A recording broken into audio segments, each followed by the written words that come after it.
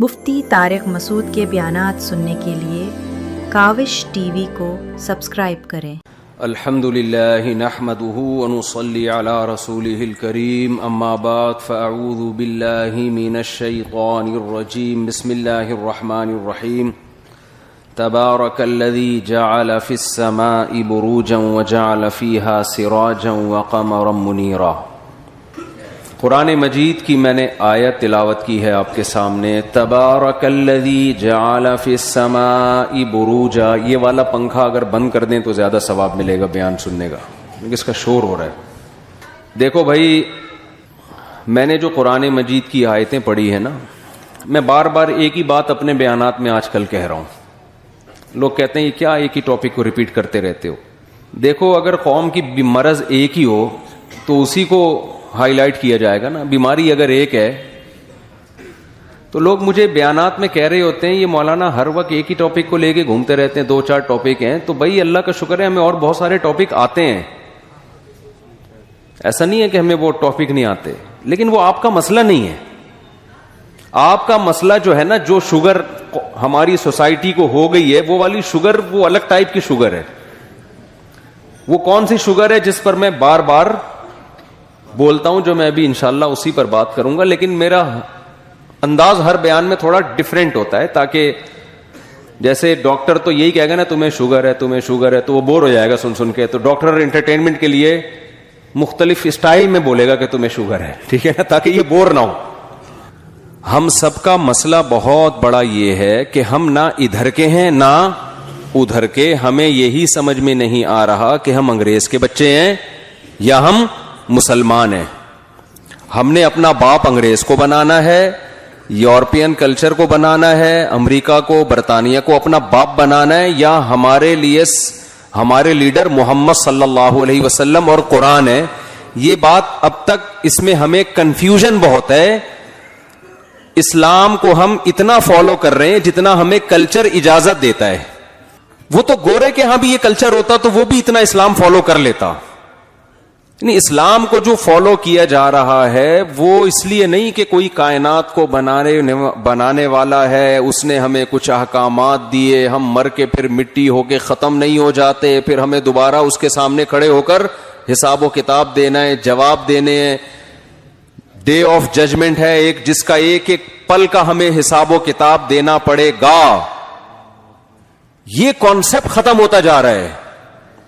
تو بس ایک دماغ میں ایک بات بیٹھ گئی ہے کہ اسلام ایک اچھا مذہب ہے۔ دنیا میں بہت سارے مذاہب ہوتے ہیں، تو مسلمان کہتے ہیں اسلام تھوڑا دوسروں سے زیادہ اچھا ہے، اسلام تھوڑا دوسروں سے کیا ہے، زیادہ اچھا ہے، تو ٹھیک ہے، فالو کر لینا چاہیے، کوئی حرج نہیں ہے اس میں۔ ایکچولی بھی پھر کر رہے ہوتے ہیں، کندھے بھی ہلا رہے ہوتے ہیں، نو پرابلم۔ اگر کوئی چلتا ہے، کوئی نماز وماز پڑھ لیتا ہے، ٹھیک ہے، نو ایشو۔ اسٹائل بھی یہی ہوتا ہے ہمارے لبرل لوگوں کا نا، یہ وہ والے لبرل جو بہت ٹائٹ قسم کے لبرل ہوتے ہیں، جو ہر چیز کی اجازت دیتے ہیں آپ کو کہ اگر کوئی بندہ داڑھی رکھ لیتا ہے تو ٹھیک ہے نا یار، کیا ہے، نہیں رکھتا تو بھی اس کا پرسنل مسئلہ ہے، نماز پڑھ لیتا ہے اچھی بات ہے، نہیں پڑھتا چلتا ہے۔ ایک چیز پر ساری دنیا متفق ہے، کسی کا دل نہ دکھاؤ۔ یہ ساری دنیا میں کامن ہے کہ یہ تو سب مانتے ہیں، بھائی دل جو کسی کا دکھائے گا وہ بہت ہی غلط آدمی ہے، دل کسی کا بھی نہ دکھاؤ۔ انسانیت، ہیومن رائٹس، ویمن رائٹس کی بات، کتوں کے رائٹس، بکری کے رائٹ، بلے کے رائٹس۔ کراچی میں جتنے کتوں کے حقوق کا تحفظ ہو رہا ہے، کاش اس کا 10واں حصہ انسانوں کے حقوق کا تحفظ ہو جاتا نا۔ کتا مارنا کراچی میں آسان ہے، مشکل ہے، بندہ مارنا آسان ہے۔ کتوں سے زیادہ کراچی میں جوان موتیں ہو رہی ہیں۔ ابھی NID یونیورسٹی کا واقعہ آیا ہے سامنے، اور افسوس اس پر ہوتا ہے کہ لڑکے تماشا دیکھ رہے ہیں۔ ایک بندہ ڈاکوؤں سے لڑ رہا ہے تو اس نے ہمت کی ہے تو پوری قوم جائے نا پکڑ لے اس کو، قوم تماشا دیکھ رہی ہے۔ تو ہمارا بڑا مسئلہ میرے بھائی کیا ہے کہ اسلام کا ہم نے ابھی دل و جان سے اس کو قبول کیا نہیں ہے۔ یہی وجہ ہے کہ اسلامی احکام کو فالو کرنے میں پھر ہمیں مزہ نہیں آتا۔ جب تک آپ کسی چیز کو دل و جان سے ایکسپٹ ہی نہیں کرتے، ذہنی طور پر، دلی طور پر، تو آپ کو اس کو فالو کرنے میں لذت محسوس نہیں ہوگی۔ جیسے منافقین کے بارے میں قرآن نے کہا لا الہ اولائی ولا الہ اولائی، نہ ادھر کے ہیں نہ ادھر کے ہیں، نہ ہمارے مرد فالو کر رہے ہیں نہ ہماری عورتیں فالو کر رہی ہیں. کتنا کر رہی ہیں یہ یاد رہے گا؟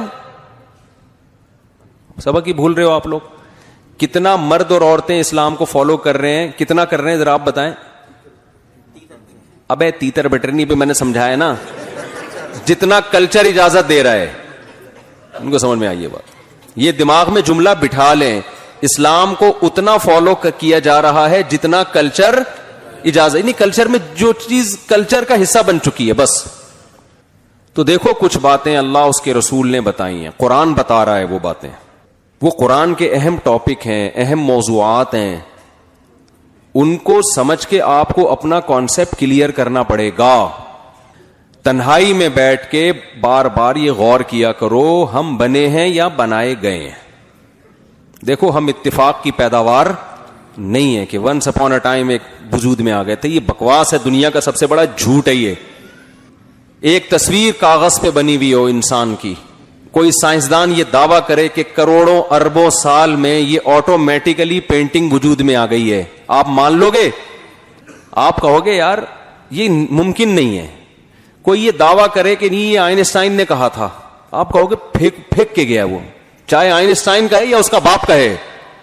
کروڑوں سال میں بھی بے جان تصویر بھی پینٹنگ کے ذریعے آٹومیٹیکلی وجود میں نہیں آ سکتی.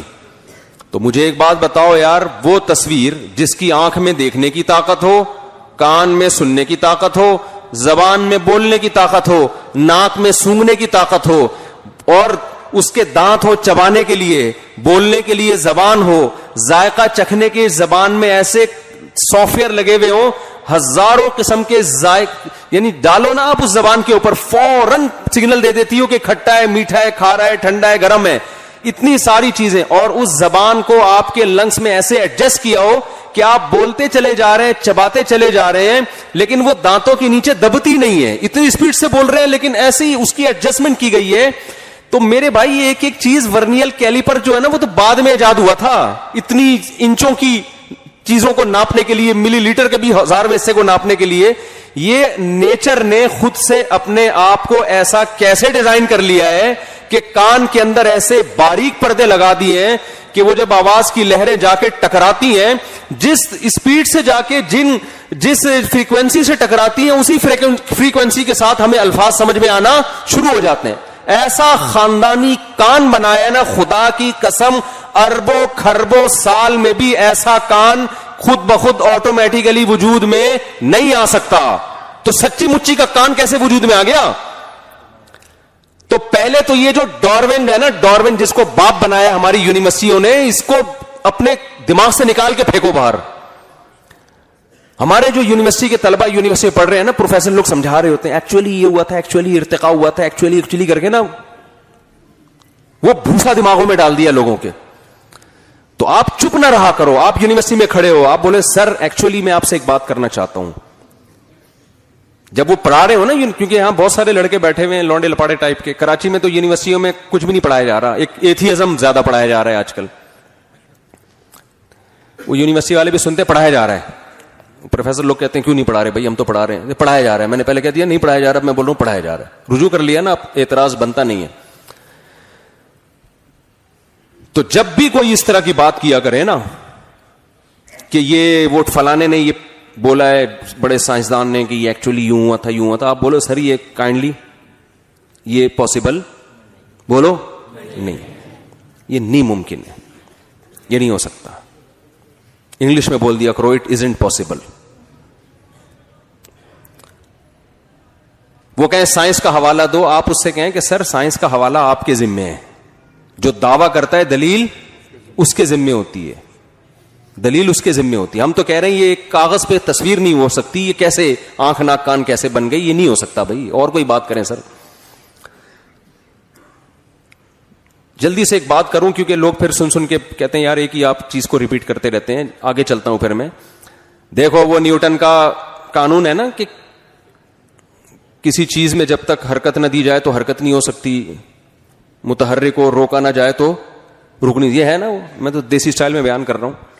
اس کا خلاصہ یہ کہ چینجنگ کے بغیر چینجر کے بغیر چینجنگ، اصل مسئلہ یہ ہے اس کا. ہم اس کو اپنے الفاظ میں یوں ڈیفائن کر لیتے ہیں، ایکسپلین کر لیتے ہیں کہ چینجر کے بغیر چینجنگ نہیں ہو سکتی. ہو سکتی ہے کہ چینجر کے بغیر اس کائنات میں چینجنگ؟ تو جس کائنات میں چینجر کے بغیر چینجنگ نہیں ہو سکتی، کریٹر کے بغیر کریٹنگ کیسے ہو سکتی ہے یار؟ کریٹنگ زیادہ مشکل ہے، چینجنگ زیادہ مشکل ہے؟ بولو کیا ہو گیا؟ مجھے ایک بات بتاؤ، ایک انتہائی سست آدمی ہو جیسے کہ ہوتے ہیں کراچی میں، ہلائے بغیر ہلتا نہیں ہے.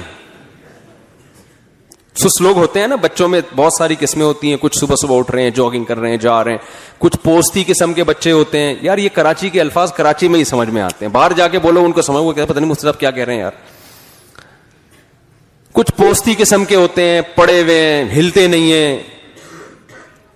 آئنسٹائن نے کہا تھا ہلائے بغیر بولو نا، ہلیں گے نہیں. آپ اس آئنسٹائن سے پوچھو جو کم بخت ہلائے بغیر ہلتا نہ ہو، وہ آٹومیٹیکلی خود سے پیدا کیسے ہو گیا؟ تو ہم مانتے ہیں کسی خدا نے ہمیں بنایا ہے، اس پوری کائنات کو بنایا ہے.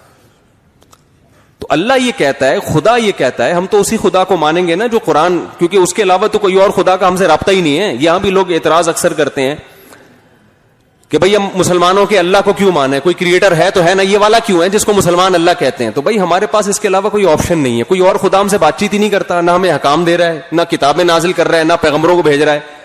ہم تو اسی کو مانیں گے جو اویلیبل ہے. تو ایسے مبہم خدا کو مان کے کیا کرنا ہے جس کا مخلوق سے سرے سے کوئی رشتہ ہے، وہ پیدا کر کے اس نے چھوڑ دیا ہے. تو جو لبرل لوگوں کا خدا ہے نا، اس کا انسانوں سے کوئی رشتہ نہیں ہے. وہ یہ بتانے کے لیے بھی تیار نہیں ہے کہ میں نے انسانوں کو پیدا کیوں کیا، جب وہ لفٹ ہی نہیں کرا رہا ہمیں، تو ہم اس کو لفٹ کیوں کرائیں؟ وہ رشتوں کی مثالوں سے نا بات سمجھ میں آتی ہے. رشتوں کی مثال ہر جگہ فٹ ہوتی ہے. اکثر آپ نے دیکھا ہوگا بچی کا رشتہ آیا، آپ نے کر دی، پھر بعد میں بہت سے لوگ نکل کے آتے ہیں، ابے یار ہمیں کیوں نہیں بتایا، ہم سے کر دیتے. آپ کہیں گے بھائی تم لوگوں نے بھیجا ہی نہیں پیغام. یہی ہوتا ہے نا بھائی، تم لوگوں نے بھائی جو رشتے اویلیبل تھے ان میں. تو پھر وہی شعر ہوتا ہے، پھر ہم کہتے ہیں اب یہ شعر پڑھا کرو، دل کے ارماں آنسو میں بہ گئے، ان کے بچے ہم کو ماموں کہہ گئے. یہی ہوتا ہے نا. میں اکثر اس شعر کی تشریح میں کراچی اور پاکستانی لڑکوں کے حالات بیان کرتا ہوں کہ ہمارے ہاں جو لڑکے ہیں نا کراچی کے، ان کے اکثر کے عشق ناکام ہوتے ہیں. اکثر کے عشق کیا ہوتے ہیں؟ وجہ اس کی ہے کہ قابلیت ہوتی نہیں ہے، دکان پکوڑوں کی ہوتی ہے، باتیں کروڑوں کی. شادیوں والے بیانات انہوں نے ہمارے سن لیے ہوتے ہیں، پیغامات بھیج رہے ہوتے ہیں.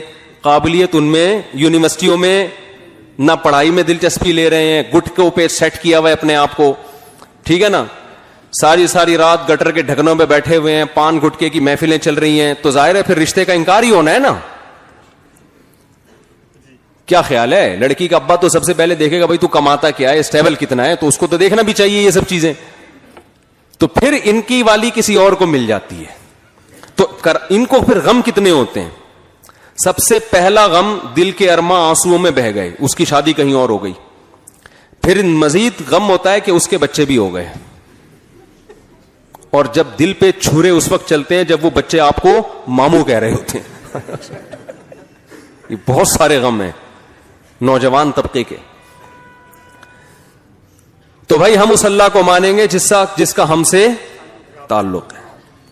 وہ اللہ قرآن کے علاوہ ہمیں کہیں بھی نہیں ملتا. وہ کسی آسمانی کتاب میں، کسی مذہبی کتاب میں ہمیں ملتا ہی نہیں ہے. جو والا ملتا ہے وہ اللہ لگتا نہیں ہے دیکھنے سے سننے سے. آپ دوسرے مذہبوں کی کتابیں پڑھیں نا، جس کو وہ کہتے ہیں گاڈ کا کلام ہے، وہ جب آپ کلام پڑھو گے تو آپ کو لگے گا یہ گاڈ کا نہیں ہو سکتا. وہ کلام سے وہ اللہ لگتا ہی نہیں ہے، خدا لگتا ہی نہیں ہے جس کا وہ کلام ہے. ابے بھائی کوئی 18ویں 19ویں گریڈ کا آفیسر ہو، وہ کوئی اس کی کوئی اسپیچ آئے یوٹیوب پہ، کوئی آپ کو لنک بھیجے یار اس کی تقریر سنو بڑی زبردست ہے، یہ 20ویں گریڈ کا آفیسر ہے. آپ تقریر سن کے بولو یار یہ تو گولے گنڈے کی باتیں کر رہا ہے، اور یہ گٹکے بنانے کے طریقے بتا رہا ہے، اور یہ چرس کیسے پینی ہے یہ بتا رہا ہے. تو آپ کیا کہو گے؟ یار یہ مجھے لگتا نہیں ہے باتوں سے کہ یہ 18ویں گریڈ کا آفیسر ہوگا، یہ لگتا ہی نہیں ہے. قرآن کے علاوہ جن کتابوں نے یہ دعویٰ کیا سوائے تورات اور انجیل کے جن لوگوں نے دعویٰ کیا کہ ہم خدائی قوانین تمہیں بتا رہے ہیں، ہم نے جب ان کی کتابیں پڑھی تو پڑھنے کے بعد یہ لگتا نہیں ہے کہ یہ خدا کا کلام ہو سکتا ہے، یہ لگتا ہی نہیں ہے. ان کا سب سے بڑا فالٹ یہ ہے کہ اس میں خدا کے علاوہ کسی اور کی عبادت سکھائی جا رہی ہوتی ہے.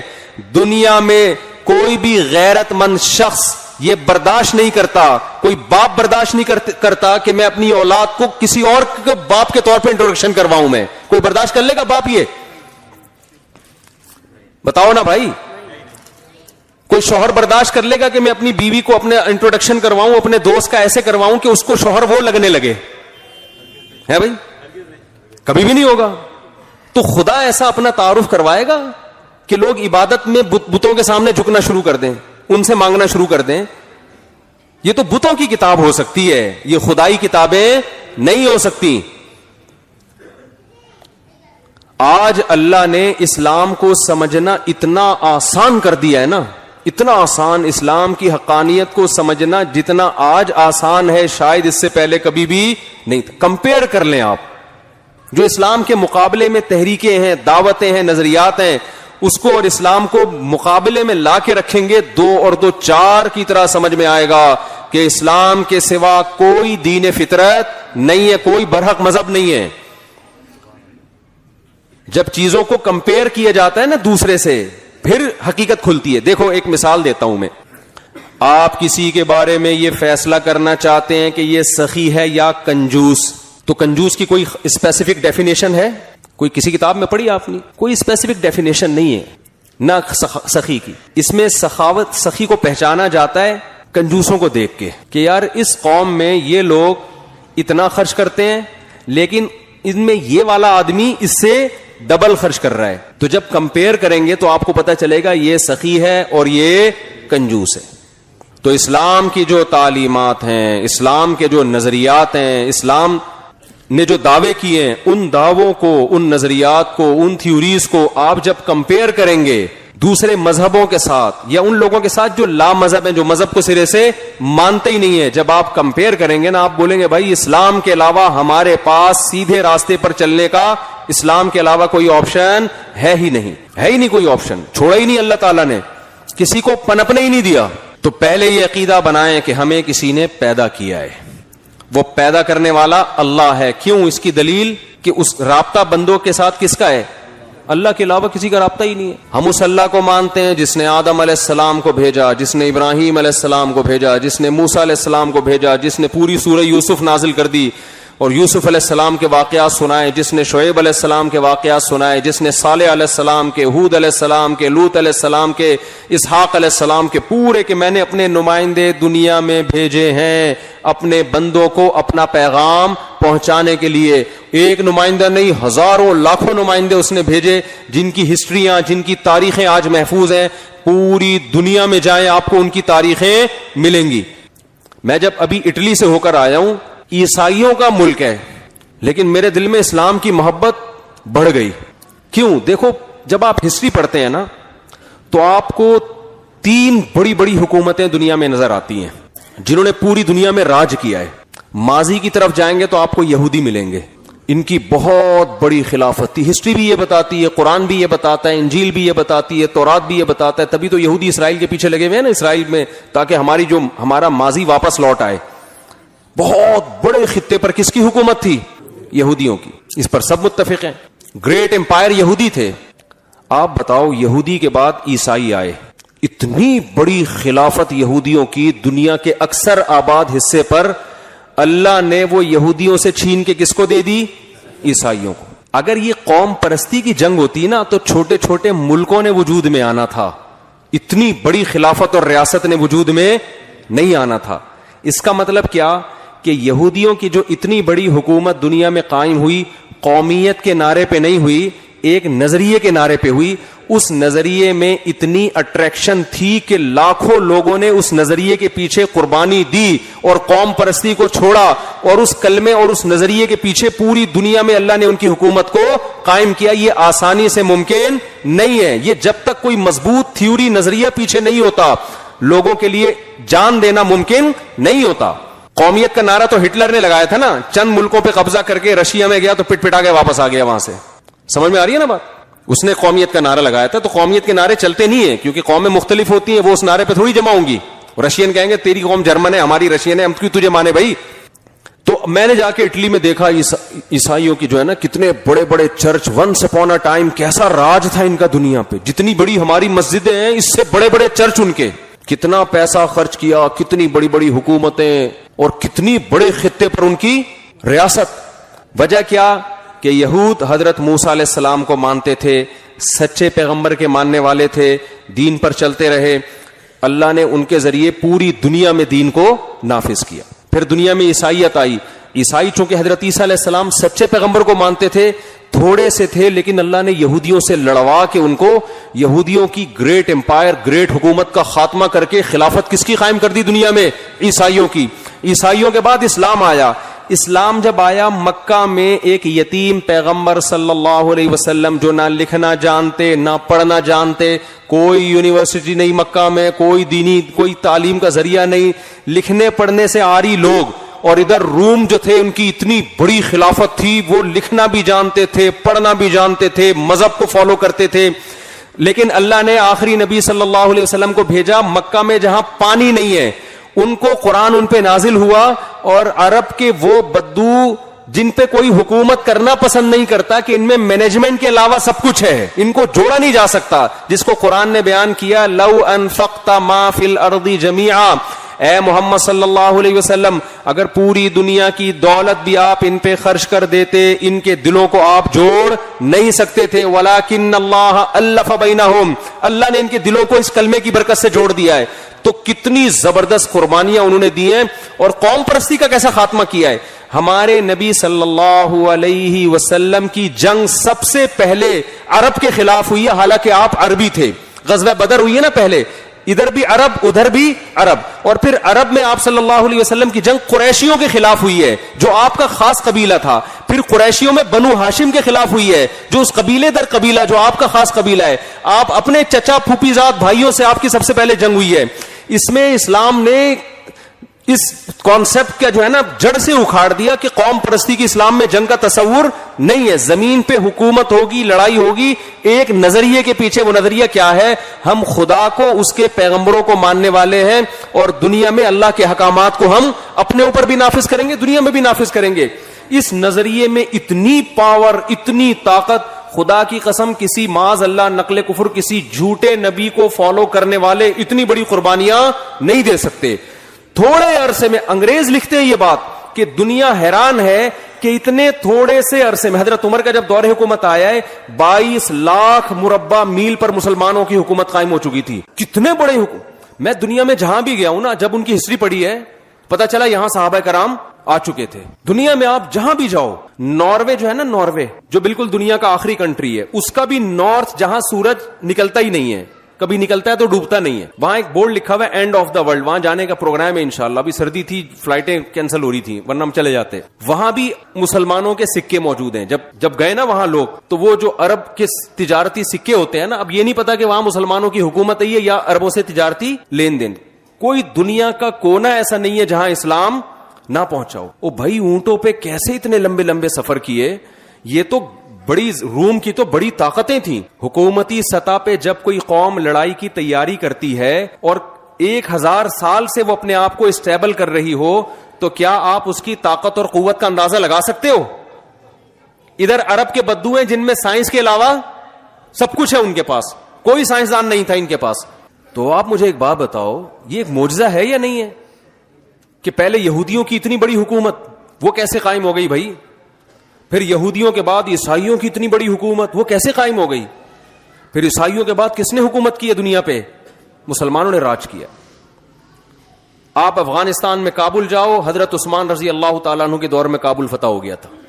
آذربائیجان جاؤ, میں گیا ہوں نا آذربائیجان, ازبکستان گیا ہوں, ازبکستان, آپ وہاں کی ہسٹری پڑھو. حضرت عثمان کے دور میں یہاں پر مسلمان فوجیں داخل ہو چکی تھی. حضرت حذیفہ بن یمان رضی اللہ تعالی عنہ نے آذربائیجان سے, بخاری یا مسلم کی روایت ہے, آذربائیجان سے حضرت عثمان کو خط لکھا. آذربائیجان سے کہ قرآن کا ایک نسخہ متعین کریں. لوگ مختلف قراتوں مختلف نسخوں کی وجہ سے کنفیوژن کا شکار ہو رہے ہیں. آذربائیجان یا پوری دنیا میں تمام لوگوں کو ایک قرآن ایک مصحف مرتب کر کے دے. حضرت عثمان نے فوراً مشاورتی کونسل بلائی اور اس پر کام شروع کر دیا. تو یہ خط کہاں سے گیا تھا حضرت عثمان کے پاس؟ آذربائیجان کہاں ہے؟ حضرت عثمان کدھر تھے؟ ترکی میں آپ جاؤ, کتنا دور ہے ترکی بھائی عرب سے.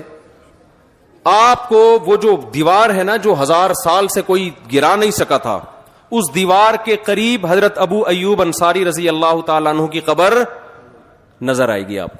کسی ایسے نعرے کے پیچھے نا جس نعرے میں دم نہ ہو, جس نعرے میں دم نہ ہو, جس نظریے میں دم نہ ہو, اس نظریے کی بیس پر اتنا بڑا انقلاب دنیا میں کبھی بھی نہیں آتا. پہلے بنو امیہ کی خلافت, خلفائے راشدین کی خلافت قائم ہوئی, پھر بنو امیہ کی خلافت میں اور اسلام دنیا میں پھیلا ہے. محمد بن قاسم آپ کیا سمجھتے ہو کس دور کا آدمی تھا جب وہ سندھ فتح کیا ہے؟ ملتان تک آ گیا تھا وہ. یعنی آپ اس نقشہ دیکھو نا, اس زمانے میں پہلی صدی ہجری کی بات کر رہا ہوں میں. دنیا میں چاروں طرف آپ نظر دوڑاؤ گے مسلمان فاتحین داخل ہو رہے تھے. دیبل کے راستے سندھ میں محمد بن قاسم آیا. محمد بن قاسم کا شمار تابعین میں ہوتا ہے جس نے صحابہ کی زیارت کی تھی. 17 سال کی عمر میں محمد بن قاسم لشکر کو لے کے چلائے. 17 سال کی عمر میں سوچو میپ کیسے پڑھا ہوگا کہ دیبل کدھر ہے, سندھ کدھر ہے, راجہ داہر پہ کیسے حملہ کرنا ہے. راجہ داہر اور اس جیسے کمانڈر کی تو صدیوں سے وہاں حکومت تھی. کون سی ٹیکنالوجی ان کے پاس آئی, کون سا میپ انہوں نے استعمال کیا کہ اس راستے سے ہم سفر کرتے کرتے سمندر پہ اتریں گے, سمندر کے راستے دیبل میں داخل ہو کے راجہ داہر کی فوجوں سے ہم لڑیں گے, لڑنے کے بعد فتح ہوگی تو سندھ سے آگے فتح کرتے کرتے ملتان شریف جا کے پہنچیں گے ہم. ملتان میں جب راجہ یہ محمد بن قاسم پہنچا تو پھر خلافت تبدیل ہو گئی تھی, بغاوت ہوئی تھی تو کمانڈر چینج ہو گیا, اس نے بلا لیا محمد بن قاسم کو. تو آپ مجھے بتاؤ یہ پٹھان مہاجر پنجابی کے نعرے کی بیس پر یہ سب کچھ ہو سکتا ہے؟ اگر محمد بن قاسم کہتا ہے میں عربی ہوں اور بنو امیہ کا ہوں تو بنو امیہ کی خلافت میں نے قائم کرنی ہے, تو امیہ خاندان کے چند لوگ اس کے ساتھ ہو جاتے, باقی سارے کیا کر جاتے؟ بولو نا. وہ کہہ رہے ہیں ان کی جنگیں ہمارا مسئلہ تھوڑی ہے. تو دنیا میں 1920 میں ترکی خلافت کا خاتمہ ہوا ہے. میں بھی جب وہاں گیا نا اٹلی میں, پیرس میں, تو پیرس میں ہم نے مسلمانوں کی توپیں دیکھی. صحیح ہے نا, جو الجزائر میں لڑائی ہوئی تھی نا. ابے بھائی فرانس کی لڑائی ہوئی تھی الجزائر سے, یہ زیادہ پرانا قصہ نہیں ہے. تو الجزائر سے انہوں نے توپیں پکڑی تھیں. اس وقت ہم توپیں غیر مسلموں سے ادھار نہیں لیتے تھے. اب تو ہم پٹاخہ بھی لینا ہونا تو چائنا سے لے رہے ہوتے ہیں. شب برات میں پھاڑنے کے لیے پٹاخے کہاں سے آ رہے ہیں؟ وہ پٹاخہ بھی شب برات میں ہم خود نہیں بنا رہے. یہ تو اب زوال ہے نا, یہ 100 سال پہلے نہیں تھا. توپیں ہماری اپنی تھیں, بم ہمارے اپنے تھے, سائنسدان ہمارے اپنے تھے. اللہ نے ایسا عروج دیا مسلمانوں کو کہ سائنٹسٹ بھی ہمارے. انگریزوں نے اپنی کتابوں میں یہ بات لکھی ہے کہ 400 سال تک ہمارے سائنسدانوں کی کتابیں گوروں کی یونیورسٹیوں میں پڑھائی گئی ہیں. 400 سال تک, 2-4 دن کی بات نہیں ہے. ہماری یونیورسٹیوں میں گورے پڑھنے کے لیے آیا کرتے تھے, ہماری یونیورسٹی میں پڑھنے کے لیے آیا کرتے تھے. سلطان محمد فاتح نے جب استنبول فتح کیا نا, قسطنطینیہ جو استنبول ہے ترکی کا, کیونکہ یہاں یہ دو حکومتیں تھیں نا عیسائیوں کی, 2 فرقوں میں بڑے فرقے 2 تھے, آرتھوڈاکس اور کیتھولک. تو کیتھولک کی جو خلافت تھی وہ اٹلی میں تھی, اور یہ جو تھے آرتھوڈاکس جو تھے ان کی خلافت تھی یہاں ترکی میں. تو دونوں ان کے گریٹ امپائر سمجھے جاتے تھے. یہ نبی صلی اللہ علیہ وسلم نے فرمایا, کتنا بڑا ویژن نبی صلی اللہ علیہ وسلم کا. مکہ میں پیدا ہوئے ہیں جہاں کھانے پینے کا انتظام نہیں ہے. غربت کا یہ عالم ہے کہ عرب اپنے بچوں کو غربت کے خوف سے قتل کر دیا کرتے تھے کہ کھلائیں گے کہاں سے ہم ان کو. لکھنے پڑھنے کا رواج آپ کو بولنا پڑے گا نہیں ہے, نہ لکھنا جانتے نہ پڑھنا جانتے. تجارتیں بھی باہر سے ہو رہی ہیں تو کھانے کو ملتا تھا, شام بام سفر کرنے جاتے تھے تو کچھ آ جاتا تھا گھر میں راشن. فاقوں والی زندگی. او مسکینا ذا متربہ, قرآن جن غریبوں کا ذکر کرتا ہے نا مکہ کے, جن کو کھلانے کی ترغیب دے رہا ہے, میں جب یہ آیتیں پڑھتا ہوں ہم کہتے ہیں اس قسم کے غریب آج کل مارکیٹ میں کیا ہیں؟ شارٹ ہے.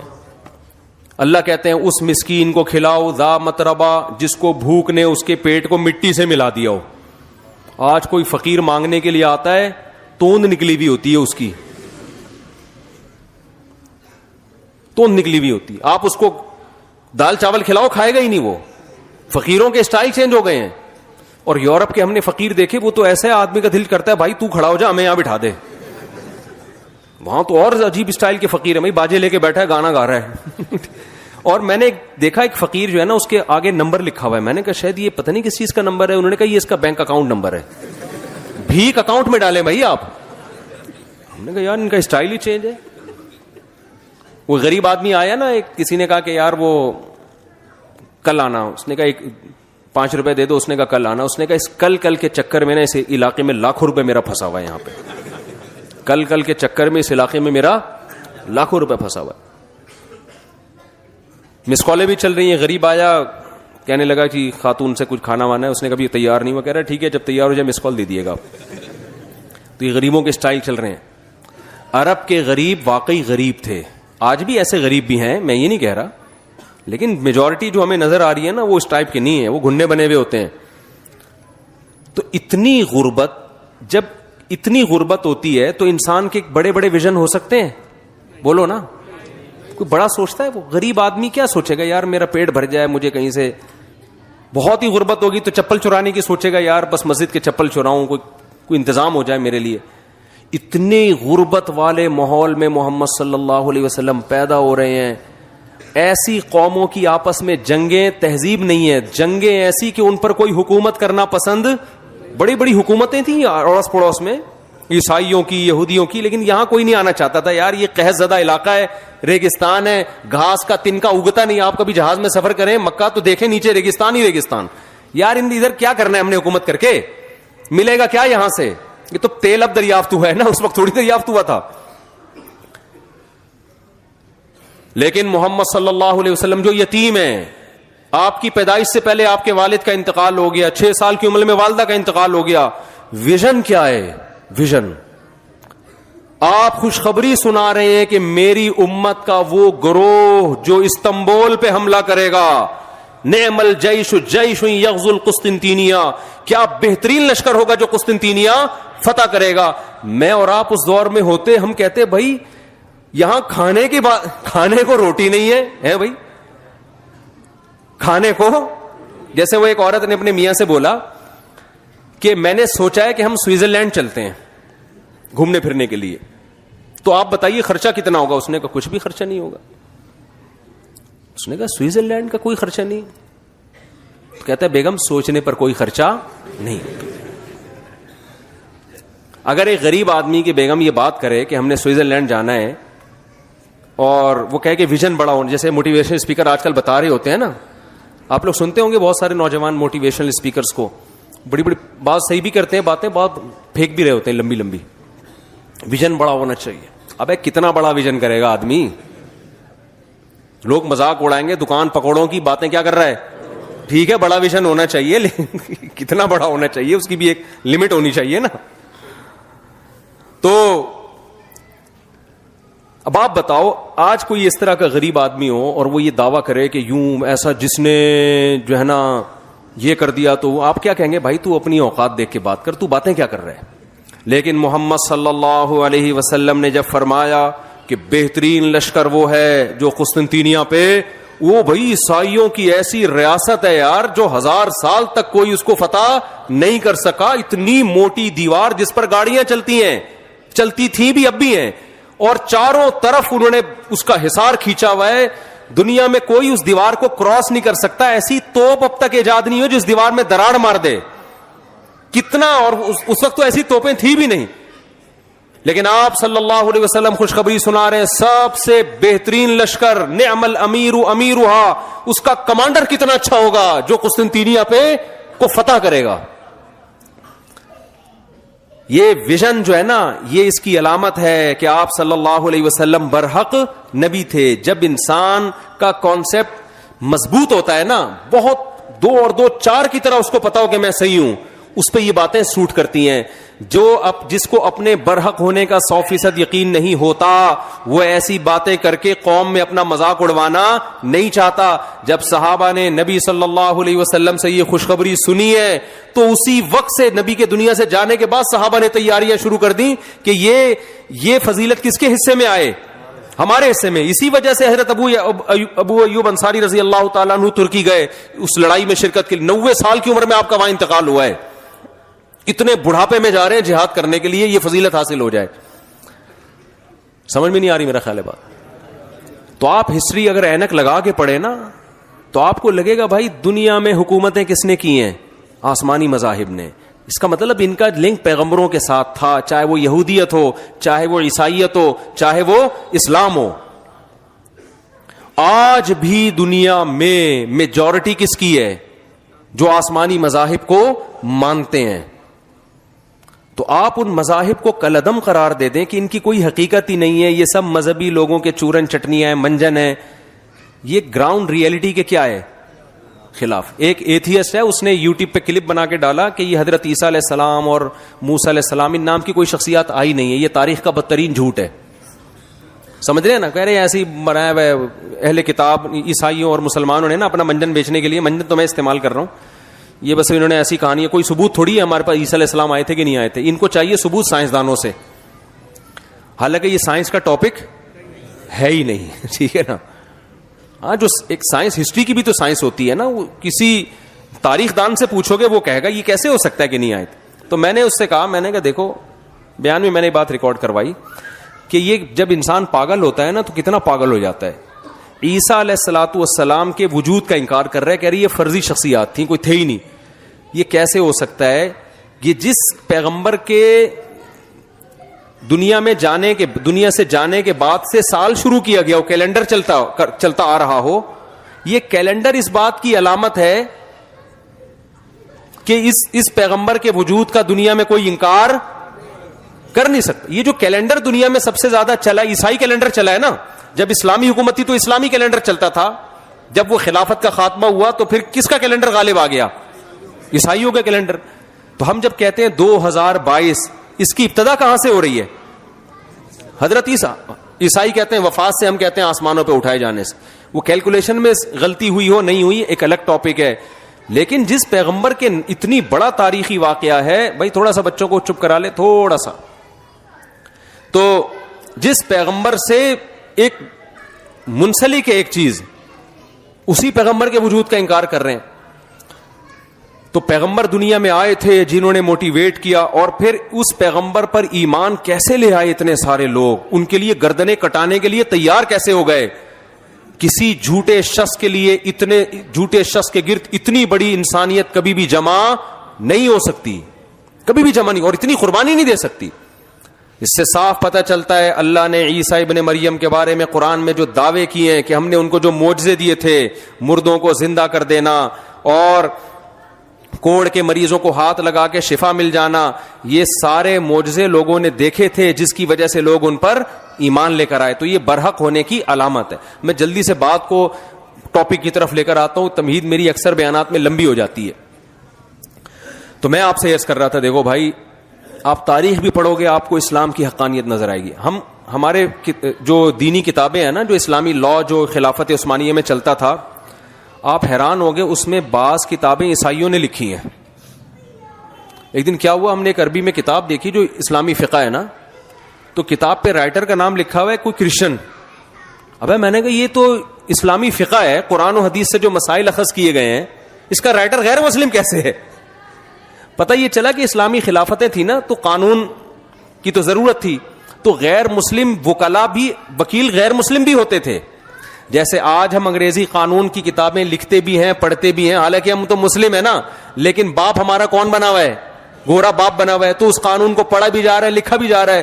تو اس سے پتہ چلتا ہے جب خلافت عثمانیہ تھی تو غیر مسلم یہ کام کر رہے تھے جو ہم کر رہے ہیں آج.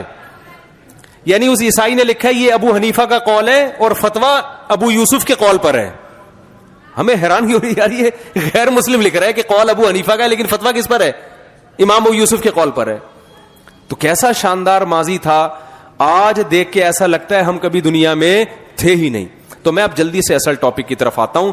مجھے ایک بات بتاؤ, خواتین سے گزارش ہے کہ بچوں کو چپ کرا لیں. ویسے بچوں کے شور سے ہمیں ٹینشن نہیں ہوتی, لیکن کوشش چپ کرانے کی کرانی چاہیے. پھر بھی ہوتے نہیں ہیں بچے چپ, برداشت کرنا پڑتا ہے. تو کوشش کر لیں, کیونکہ ہمارے بھی اللہ کا شکر ہے ہول سیل کے حساب سے بچے, ہمیں پتا ہے بچے کو جتنا چپ کراؤ گے نا وہ اور بولے گا. بچے کو جتنا چپ کرانے کی کوشش کرو گے وہ اتنا ہی بولے گا. تو اب میں آپ کو اصل بات کی طرف آ رہا ہوں. دیکھو, قرآن اللہ میاں نے ہمیں دیا ہے. میں آپ سے ایک بات کہتا ہوں, یا تو قرآن کو فالو کر لو یا گورے کو فالو کر لو. گورے کو اس لیے کہہ رہا ہوں کہ گورا کسی آسمانی مذہب کو, آج کا جو گورا ہے وہ کسی آسمانی مذہب کو نہیں مانتا. وہ کہتا ہے کہ ہماری گورنمنٹ ہمیں بتائے گی کہ صحیح کیا ہے اور غلط کیا ہے. گورنمنٹ میں اگر ایک چیز لیگل ہے اس کا مطلب وہ ٹھیک ہے, گورنمنٹ میں اگر انلیگل ہے تو اس کا مطلب کیا ہے, وہ غلط. تو یہی کانسیپٹ ہماری سوسائٹی میں آ گیا ہے.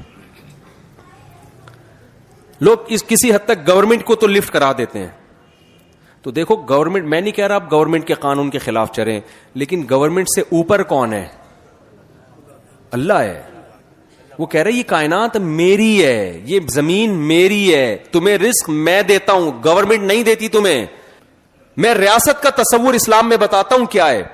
دیکھو اسلام ریاست کے بارے میں جو آپ کا کانسیپٹ کلیئر کرتا ہے وہ یہ ہے کہ کچھ لوگ اکٹھے رہتے ہیں, ان میں بعض دفعہ کوئی دوسرے پہ ظلم کرتا ہے, تو ریاست ظلم کی ڈیفینیشن بیان نہیں کرے گی, وہ اللہ بیان کر چکا ہے.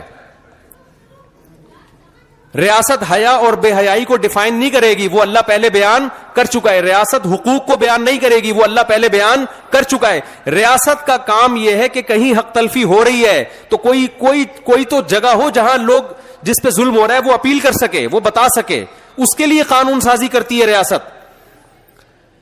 نہیں آ رہی میرا خیال ہے بات سمجھ میں؟ جہاں مینجمنٹ کی ضرورت ہے وہاں مینجمنٹ کا کام کرے گی ریاست. مثال کے طور پر ہر شخص کا حق ہے کہ وہ سفر کرے, پیدل بھی کر سکتا ہے, گاڑی میں بھی کر سکتا ہے. اب سارے گاڑیاں لے کے روڈ پہ آ جائیں تو ٹکرائیں گے نا آپس میں. تو کوئی ایک تو ایسی طاقت ہو جو ان کو آپس میں کیا کرے, مینج کرے. تو وہ طاقت یہ کرے گی جگہ جگہ کھمبوں پہ بتیاں لگا دے گی کہ جب لال بتی جلی ہوئی ہوگی تو اس نے رکنا ہے, گرین بتی پہ تم نے کیا کرنا ہے, چلنا ہے. اور اس قانون کو کا امپلیمنٹ کرے گی, جو نہیں چلے گا اس کو یہ سزا ملے گی, جو چلے گا اس کو یہ ثواب ملے گا. آپ کو میں عجیب بات بتاؤں, جو دنیا میں جتنی سیکولر حکومتیں ہیں نا, ہم تو دیکھ کے بھی آئے ہیں, خدا کی قسم یہ انسانی حقوق کی آزادی کی بات تو کر رہے ہیں, لیکن انہوں نے خدا کی غلامی سے نکال کے انسانوں کو اپنا غلام بنا لیا ہے, اور ایسا غلام بنایا ہے کہ ایسے ہم نہیں ہیں. آپ بتاؤ, جو ملک آپ کی تنخواہ آدھی تنخواہ ٹیکس میں لے رہا ہے, کس بیس پہ لے رہا ہے بھائی تو آدھی تنخواہ ٹیکس میں؟ کہہ رہے میں نے بوڑھوں کو کھلانا ہے. اب بوڑھے کو کھلانا ہے اس کی ذمہ داری تھوڑی ہے. نہیں آئی میرا خیال ہے بات سمجھ میں؟ مثال کے طور پر میں 1 لاکھ روپے کما رہا ہوں, گورنمنٹ 50,000 لے کے فلاں بوڑھے پہ خرچ کر دیتی ہے. یہ اس بوڑھے کے ساتھ تو احسان ہو رہا ہے, میری حق تلفی ہو رہی ہے کہ نہیں ہو رہی؟ لیکن ایسے خوشنما نعرے لیبل لگائے ہوئے کہہ رہے ہیں بوڑھوں کا بہت خیال ہے اس کنٹری میں. ابے اپنے جیب سے تھوڑی خیال کر رہی ہے. وہ معین اختر کا پروگرام جب سے سنا ابے تبے آ گیا زبان پہ. وہ ابے تبے سے بات کر رہے ہیں نا, وہ انور مخصوص سے. ہم کراچی میں کیا کریں, وہ لوگ مجھے کہہ رہے ہوتے ہیں کمنٹ میں, صاحب آپ ابے تبے سے ممبر پہ بیٹھ کے بات نہ کیا کریں, آپ کو لوگ مفتی کہتے ہیں, آپ مفتی ہیں, ڈگری ہے آپ کے پاس مفتی کی, آپ پہ یہ زبان سوٹ نہیں کرتی. میں کہوں سوٹ گیا تیل لینے, ہمیں ہماری ذمہ داری ہے بات کو سمجھانا. کراچی کی عوام ابے تبے کے بغیر بات کو نہیں سمجھتی ہے. ایسی ڈگری کا میں نے کیا کرنا ہے کہ میں لیکچر جھاڑ کے چلا جاؤں اور آپ کی کھوپڑی میں بات نہ آئے. باپ کتنا ہی پڑھا لکھا ہو, جب بچے کو سمجھائے گا, باپ ہے 22ویں گریڈ کا آفیسر, بچے کو سمجھا رہا ہے ایکچولی پڑھنا چاہیے, ایکچولی دیکھو یوں اٹھنا چاہیے, ایکچولی بچہ پھر بھی گٹکے کھا رہا ہے. تو ایک دن باپ کیا بولا, ابے تو انسان کا بچہ ہے گدھے کا بچہ ہے. اب بچہ کیا کہے گا, دیکھیے ڈیڈی یہ آپ کے منصب کے خلاف ہے, دیکھیے آپ 22ویں گریڈ کے ہیں, ایکچولی آپ 20ویں گریڈ کے ہیں, آپ پہ یہ سوٹ نہیں کرتا. وہ کہے گا تو میری اولاد ہے, تجھے انسان کا بچہ بنانا میری ذمہ داری. تو میں نالج شیئر کرنے کے لیے آپ کے پاس نہیں آتا. نالج آپ کو کتابوں میں بھی مل جائے گی, یوٹیوب پہ بھی مل جائے گی. ہم تو موٹیویشن کے لیے آتے ہیں, چلانا ہے, ہم نے چلانا ہے, صحیح ہے نا. تو چلانے کے لیے ابے تبے کے بغیر آج ہم نہیں سمجھے تھے تو آپ کہاں سے سمجھیں گے؟ ہمارے ابا نے بھی تو ہمیں اینٹروں سے مارا ہے, ڈنڈوں سے مارا ہے, تب تھوڑا بہت سمجھ میں آیا ہمیں. مجھے یاد ہے یہ تو ہم کیا کرتے تھے, ابا ہمیں محبت سے سمجھاتے تھے کہ دیکھو بیٹا اسکول جاؤ, پڑھو, یہ کرو, ٹائم ویسٹ نہ کرو. مجھے یاد ہے ہمارے گلی محلے کے لونڈے لپاڑے آتے تھے نا, وہ ٹائر نہیں ہوتا سائیکل کا, اب تو ویڈیو گیم آ گئے, بچوں نے ایکٹیویٹیز ہی چھوڑ دی ہیں. وہ سائیکل کا ٹائر لے کے ایک راڈ لی, اس کو آگے سے کرو کیا, وہ ٹائر یوں لے کے چلا رہے ہیں پوری گلی میں. وہ اس کا مزہ ہی الگ تھا یار.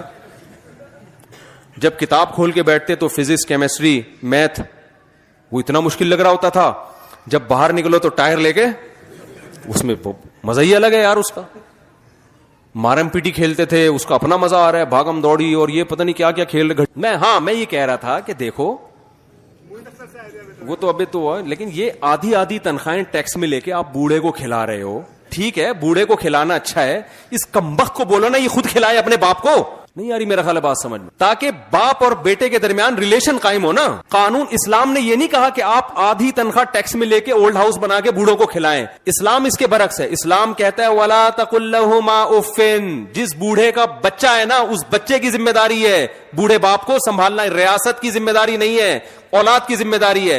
ریاست کا کام یہ کہ جو اولاد اپنے باپ کے ساتھ اچھا سلوک نہیں کر رہی, ریاست ٹریس کر کے اس کو سزا دے گی. ریاست اگر پھر بھی وہ نہیں مانتا, ریاست اس کی سیلری میں سے کاٹ کے پھر ابا کو کھلانا شروع کر دے گی, تاکہ پتہ چلے کہ اس کی تنخواہ اس کے باپ کی جیب میں جا رہی ہے. نہیں آ رہی میرا حال بات سمجھ میں؟ آپ جب گورے کو دیکھا کریں نا تو ہمارے چشمے کے ساتھ دیکھا کریں, پھر آپ کو پتہ چلے گا. آپ دیکھتے ہیں اپنے اینک کے ساتھ, اس میں سمجھ میں نہیں آتا, وہ ساری کہانی الٹی ہوتی ہے. مینجمنٹ کا فائدہ اٹھایا جا رہا ہے. لوگ اکثر مجھ سے کہتے ہیں یار اتنا بوڑھوں کا خیال اتنا. میں نے کہا یار بچہ کیوں نہیں اپنے باپ کا خیال کر رہا, ریاست کیوں کر رہی ہے؟ ریاست کیوں خیال کر رہی ہے؟ اگر ریاست خیال کرنا چھوڑ دینا بوڑھوں کا, تو خدا کی قسم وہاں جو بوڑھوں کا حشر ہونے والا ہے نا, آپ بھول جاؤ گے ہیومن رائٹس اور ویمن رائٹس. آپ پورے بڈھوں رائٹس کی کوئی تنظیم بناؤ بوڑھوں کے حقوق کی. اسٹیٹ خیال کر رہی ہے, اسٹیٹ زبردستی آدھی تنخواہیں ٹیکس میں کاٹ رہی ہے. اسٹیٹ فیصلہ کر رہی ہے کہ ان کی ڈیورس ہوئی ہے کہ نہیں ہوئی ہے, کس نے شادی کرنی ہے, کب کرنی ہے, طلاق کیسے دینی ہے, دینی بھی ہے کہ نہیں دینی, دینے کے بعد آدھی جائیداد دینی ہے کہ اس سے آدھی جائیداد لینی ہے. یہ سارے فیصلے کون کر رہا ہے؟ تو آپ بتاؤ اسٹیٹ نے اپنا. اگر ہم کہتے ہیں کہ خدائی قانون ہے, خدا کہہ رہا ہے یہ کرنا ہے وہ کرنا ہے, تو لوگ کیا کہتے ہیں یار یہ انسانی آزادی کے کیا ہے, خلاف ہے. او بھائی دنیا میں آزاد کوئی بھی نہیں ہے, سب غلام ہیں. کوئی ریاست کا غلام ہے, کوئی خدا کا غلام ہے. اور خدا کی غلامی میں آپ کو آزادی ملے گی, ریاست کی غلامی میں حقیقت میں غلامی لگے گی, لیبل آزادی کا ہوگا. میں پھر بتا دوں ریاست کے اگینسٹ نہیں میں آپ کو لے کے جا رہا. ریاست کی ریٹ کو چیلنج کرنا, قانون کی خلاف ورزی کرنے کو ہم اچھا نہیں سمجھتے. میں صرف یہ بتانا چاہ رہا ہوں کہ اصل پہلے کس کی غلامی ہونی چاہیے, اللہ کی. پھر اللہ کے کہنے کی وجہ سے آپ ریاست کے قانون کو فالو کریں. کسی کو نہیں مانتے بھائی. میں تو جرمنی گیا, میں نے کہا ریاست کے قانون کو یہاں فالو اس لیے کرو کہ خدا نے تمہیں حکم دیا ہے. لوگ سمجھتے ہیں کہ ڈنڈی مارتے ہیں نا, وہاں ایگریمنٹ کرتے ہیں اس کی خلاف ورزیاں کر رہے ہوتے ہیں. وہاں یورپ میں الحمدللہ مسلمانوں کا بڑا اچھا امیج بنا ہوا ہے. جرمن کی گورنمنٹ 2 سال تک اسکالرشپ دیتی ہے کہ آپ جرمن زبان سیکھ لیں. پاکستانی 6 سال تک سیکھتے رہتے ہیں بیٹھ کے, کہ اسکالرشپ کھاتے رہو, سیکھ گئے تو وہ بند ہو جائے گی. تو میں نے ان لوگوں سے کہا, میں نے کہا دیکھو یہ جو آپ خلاف قانون, آپ کو پیسے فری پکڑ کے نہیں مل رہے, کسی بدلے میں مل رہے ہیں. تو یہاں کی گورنمنٹ آپ کو چھوڑ بھی سکتی ہے, تھوڑی بہت پنشمنٹ ہوگی, ڈیپورٹ کر دے گی. آخرت والی گورنمنٹ آپ کو نہیں چھوڑے گی بھائی. کیوں؟ اللہ نے قرآن میں کیا کہا, شعیب علیہ السلام کی قوم کیا کرتی تھی, جب حق لینے کی باری آتی تو پورا حق دیتی, اور جس چیز کے بدلے میں حق لے رہی ہے وہ چیز نہیں دیتی تھی, پورا ڈنڈی مارتی تھی اس میں. میں نے کہا یہ ناپ تول میں کمی والا کام کون کر رہا ہے؟ آپ کر رہے ہو. یہ صرف آلو پیاز ٹماٹر کے بارے میں تھوڑی ہے یہ آیتیں. اللہ نے شعیب علیہ السلام کی پوری قوم کو تباہ و برباد کر دی. اللہ کو یہ اتنا غضب آتا ہے کہ آپ کسی ریاست میں رہ کے ایگریمنٹ کر کے اس سے بینیفٹ حاصل کر رہے ہو اور اس کو اس کا حق نہ دے رہے ہوں, جھوٹ بول کے پیسے لے رہے ہو آپ اس سے. میں نے کہا یہ تو چھوڑ دیں گے, اللہ نہیں چھوڑے گا آپ کو. تو ہم کس کے غلام ہیں میرے بھائی؟ اور اس کا ریاست کو فائدہ ہوگا یہ مان لینے میں. ریاست کو نقصان نہیں ہوتا, فائدہ ہوتا ہے. تو پہلے تو اپنی کھوپڑی شریف میں یہ کانسیپٹ کلیئر کر لو, عورتیں بھی مرد بھی, کہ ہم غلام کس کے ہیں. اور خواتین سے میں ہاتھ جوڑ کے ایک بات کہتا ہوں, زور سے میں نہیں کہہ نہیں سکتا, یہ جو میاں ٹائپ کی چیزیں اللہ نے آپ کو دی ہیں نا, میاں ٹائپ کی, آج ہمارا جو لبرل سوسائٹی ہے نا, وہ عورت کو مرد سے آزاد کرنے میں لگا ہوا ہے. وہ کہتی یہ کیوں, میاں کے حقوق کیوں ہیں. اگر عورت مرد کی ماتحتی سے آزاد ہو گئی نا, اس کا حشر وہ ہوگا جو وہاں کی بڈھی عورتوں کا ہے. میں بار بار ایک جملہ آج کل ریپیٹ کر رہا ہوں, گوری عورتیں شادی نہیں کرتی کہ شوہر کی ٹینشن پالنی پڑے گی, حالانکہ وہاں شوہر کے وہ حقوق نہیں ہے جو اسلام میں ہے. وہاں تو کوئی حقوق ہی نہیں ہے نا, وہ کہیں گے جو مرضی کرنا ہے. اور شوہر پہ بھی وہ حقوق عورت کے نہیں ہے جو اسلام نے دیے. اسلام نے تو پوری پابندی شوہر پہ ڈال دی نا کہ گیس بجلی کا بل کون دے گا, بھائی شوہر دے گا. اور عورت کو یہ کہا کہ تم اس کی اطاعت کرنا ہے تم نے. تو گورا نہیں سکھاتا عورت کو کہ تم نے شوہر کی اطاعت کرنی ہے. گورا یہ سکھاتا ہے کہ عورت کو کہ دیکھو سب آزاد ہیں, ویمن رائٹس ہیں, کسی عورت نے شوہر کی اطاعت نہیں, اپنی مرضی سے کرنی ہے کرو, کوئی آرڈر نہیں چلے گا. آئی بات سمجھ میں؟ جب گھر سے نکلنا ہے تو شوہر سے پوچھنے کی ٹینشن کی ضرورت بولو نا نہیں. شوہر کو یہ کہا کہ تمہارے ذمے اس کو کھلانا پلانا نہیں ہے, تم ساری زندگی ایک کپ چائے کی پیالی بھی نہیں پلاؤ تو کوئی ٹینشن کی بات نہیں ہے. تم اپنے باپ کو نہ پلاؤ تو ٹینشن نہیں ہے, تو بیوی کیا ہے بھائی. ایسے لوگ بھی وہاں بہت کثیر تعداد میں ہیں جو ہیومن رائٹس ویمن رائٹس کی تنظیمیں کے لیڈر ہیں, اپنے باپ کو پوری زندگی کبھی ایک کپ چائے کی پیالی بھی انہوں نے اپنے خرچے پہ نہیں پلایا. آپ کو ہول سیل کے حساب سے ملیں گے وہاں, بہت ہیں. نہیں یاری میرا خیال ہے بات. تو وہ بیوی کو کہاں کھلائے گا, ابا کو نہیں پوچھ رہا, اور بیوی کے ابا کو پھر تو الگ سی بات ہے. ہم چونکہ اسلام کو فالو کرتے ہیں, اسلام نے کیا بتایا کہ عورت کس کی اطاعت کرے گی. خواتین خاص طور پہ سن لیں معذرت کے ساتھ, شوہر کی اطاعت عورت پر, آپ لوگ کے حقوق کی بات کر رہا ہوں, منہ سے بول لیں, اور خواتین سے معذرت کے ساتھ اللہ کو اگر ماننا ہے. دیکھو اللہ کو نہیں ماننا تو پھر تو جو مرضی کریں, یہ مکھنچو اللہ نے آپ کے متھے لگا دیا ہے, اس کو نچوڑ لیں آپ جتنا نچوڑ سکتی ہیں, مانیں اس کی ایک بھی نہیں. لیکن اسلام کو اگر آپ مانتی ہو, اللہ کو اگر آپ مانتی ہو, تو اللہ کیا کہتا ہے, وَلِلرِّجَالِ عَلَيْهِنَّ دَرَجَةٌ, ہم نے مرد کو عورت پر ایک درجہ بولو نا زیادہ دی. گھر میں سربراہ کس کو اللہ نے بنایا؟ یہ وہ چیزیں جو ہماری سوسائٹی سے نکلتی جا رہی ہیں. گھر میں سربراہ معذرت کے ساتھ کس مکھنچو کو بنایا؟ شوہر کو. تو سربراہ کا مطلب کیا ہے, اس کی ماننی ہے یا نہیں ماننی ہے؟ اس کی اطاعت کرنی ہے جائز باتوں میں, ناجائز باتوں میں یا اس اپنی استطاعت سے زیادہ باتوں میں نہیں. بعض لوگ بہت زیادہ بوجھ ڈال دیتے ہیں, وہ نہیں. جائز چیزوں میں گھر سے نکلتے ہوئے میاں سے پوچھنا ہے میں جا سکتی ہوں. گھر میں شوہر کی مرضی کے بغیر کوئی نہیں آ سکتا. شوہر اگر پسند نہیں کرتا کہ آپ فلاں سے بات کیا کرو, تو پھر عورت پر لازم ہے کہ وہ فلاں سے بات بولو نا نہیں. ہاں صلہ رحمی, قطع رحمی نہیں. ماں سے بات پر پابندی لگائے, یہ رائٹ اللہ نے میاں کو نہیں دیا. بہن سے بات پر پابندی لگا دیں, اگر اتنی کہ بار بار نہ کرو. بعض دفعہ فساد ہو رہا ہوتا ہے نا, بہنیں بھڑکا رہی ہوتی, میاں یہ کیسز بہت آ رہے ہوتے ہیں میرے پاس. شوہر کہہ رہا ہو تو بھی بہن سے, شوہروں کو تو ہم یہی مشورہ دیں, خام خواہ کی ٹینشن دینے کی ضرورت نہیں ہے, پابندیاں نہیں لگاؤ بلا وجہ کی. تم چنگیز خان کی اولاد میں ہو, تم کیا کر رہے ہو بیٹھ کے, شکر کرو بہن سے باتیں کر رہی ہے تو. لیکن لا کی بات کر رہا ہوں, قانون کی بات کر رہا ہوں. جو جائز پابندیاں جس کا شوہر سمجھ رہا ہے کہ میرے گھر میں نقصان ہو رہا ہے, تو شوہر بیوی کو ماتحت کر سکتا ہے, پابندی بولو نا لگا سکتا. اب اگر جو عورت اللہ اس کے رسول کو مانے گی, وہ مانے گی میرا خدا اللہ ہے, تو وہ اپنے شوہر کی اطاعت کرے گی. شوہر کے لیے نہیں, کس کو خوش کرنے کے لیے؟ اللہ کو. کیونکہ نبی نے فرمایا وہ عورت جنت میں نہیں جا سکتی جس کا شوہر اس سے ناراض ہو. کسی معقول بات پہ, نامعقول کی بات نہیں کر رہے ہم. بعض میاں آڑے ترشے ہوتے ہیں, وہ فضول قسم کے. اور میرے بھائی, خواتین کو دو چار باتیں کر کے, ایک دو باتیں پھر اور کروں گا, کائنڈلی تھوڑا سا اور برداشت کر لیں مجھے. بچوں کے بارے میں ماں رائے دے گی اپنے میاں کو, یہاں پڑھانا ہے, یہاں نہیں پڑھانا, یہ بنانا ہے, وہ بننا ہے, فلاں جگہ شادی کرنی نہیں کرنی, رائے ضرور دے گی, اس کو پورا پورا حق ہے. اور شوہر کو چاہیے اپنی بیوی کے جذبات کا اس معاملے میں خیال کرے, لیکن آخری فیصلہ کس کا ہوگا؟ شوہر. وہ جو ڈن کر دے گا تو پھر عورت کو اس کی مخالفت کی اجازت نہیں ہے. اگر وہ کرے گی تو شریعت کی اصطلاح میں ناشزہ کہلائے گی. ناشزہ, نشوز کہتے ہیں شوہر کی نافرمانی. آئی بات سمجھ میں کہ نہیں آئی ہے؟ اچھا, تیسری بات, اولاد روک نہیں سکتے دونوں ایک دوسرے کی مرضی کے بغیر. شوہر کو اولاد چاہیے, بیوی یہ نہیں کہہ سکتی کہ مجھے نہیں چاہیے. بیوی کو اولاد چاہیے تو شوہر یہ نہیں کہہ سکتا کہ مجھے نہیں چاہیے. اسلامی قانون یہی ہے, چاہے تیسرا ہو, چوتھا ہو, پانچواں ہو, آٹھواں ہو, چھٹا ہو, دسواں ہو, نسل دونوں کی پرمیشن کے بغیر کوئی بھی بولو نا. اتنی انٹرفیئرنس ہو رہی ہے نا ہر معاملے میں. بیوی کے بجائے اماں کی چل رہی ہے گھروں میں, بیوی کی اماں کی. سمجھ میں آ رہی ہے بات؟ بچے کون سے اسکولوں میں پڑھیں گے؟ اکثر میں ایک واقعہ بتاتا ہوں, شوہر کی آمدن سے زیادہ اس پہ بوجھ ڈالا گیا جاتا ہے اسکولوں کا. ہمارے ایک دوست تھے, وہ ان کی وائف نے کہا کہ بچے ہمارے فلاں انگلش اسکول میں پڑھیں گے, اس کی فیس ٹھیک ٹھاک تھی نا. وہ کہہ رہا ہے یار میں نہیں اتنی افورڈ کر سکتا, اور کر بھی سکتا ہوں تو میں باقی چیزوں میں بہت پیچھے رہ جاؤں گا. تو دونوں کا کیس میرے سامنے آیا. میں نے کہا کہ دیکھو شوہر کی اطاعت آپ پر کیا ہے؟ واجب ہے. آپ کی سمجھ میں بات آئے نہ آئے, آخری فیصلہ کس کا ہوگا؟ میاں کا. ہم اس کو کہیں گے یار اچھے اسکول میں پڑھاؤ, وہ کہہ رہے نہیں پڑھا سکتا میں, میری تنخواہ اتنی, اگرچہ افورڈ کر سکتا ہوں لیکن باقی چیزوں میں پھر پان گٹکے کا تو رہوں گا ہی نا, بالکل کوئی تھوڑا سا تو پان گٹکے کا بھی خرچہ نکال کے رکھنا ہے نا, تھوڑا سا بچانا بھی ہے, اور بھی غم ہے زمانے میں یار, درمیانے درجے کے اسکول میں پڑھا لو, اللہ اسی میں بنا دے گا. میں نے اس کی خاتون کو کہا, میں نے کہا دیکھیں یہ اب آخری رائے کس کی چلے گی, شوہر کی. اللہ نے سربراہ کس کو بنایا ہے, شوہر کو. اب آپ مانیں اس کی بات, اس نہیں جی پھڈا ہی نہیں ختم ہو کے دے رہا. پھر میاں کا فون آیا کہ بیگم کہہ رہی ہے میرے بھی تو بچے ہیں, جتنے تمہارے ہیں اتنے ہی کت کے ہیں, میرے بھی ہیں. پھر ساس کا فون آیا, وہ انٹرفیئر کر رہی ہیں, سسر صاحب انٹرفیئر کر رہے ہیں کہ بچے بڑے اسکول میں پڑھیں گے, ہماری بھی تو اولاد ہے.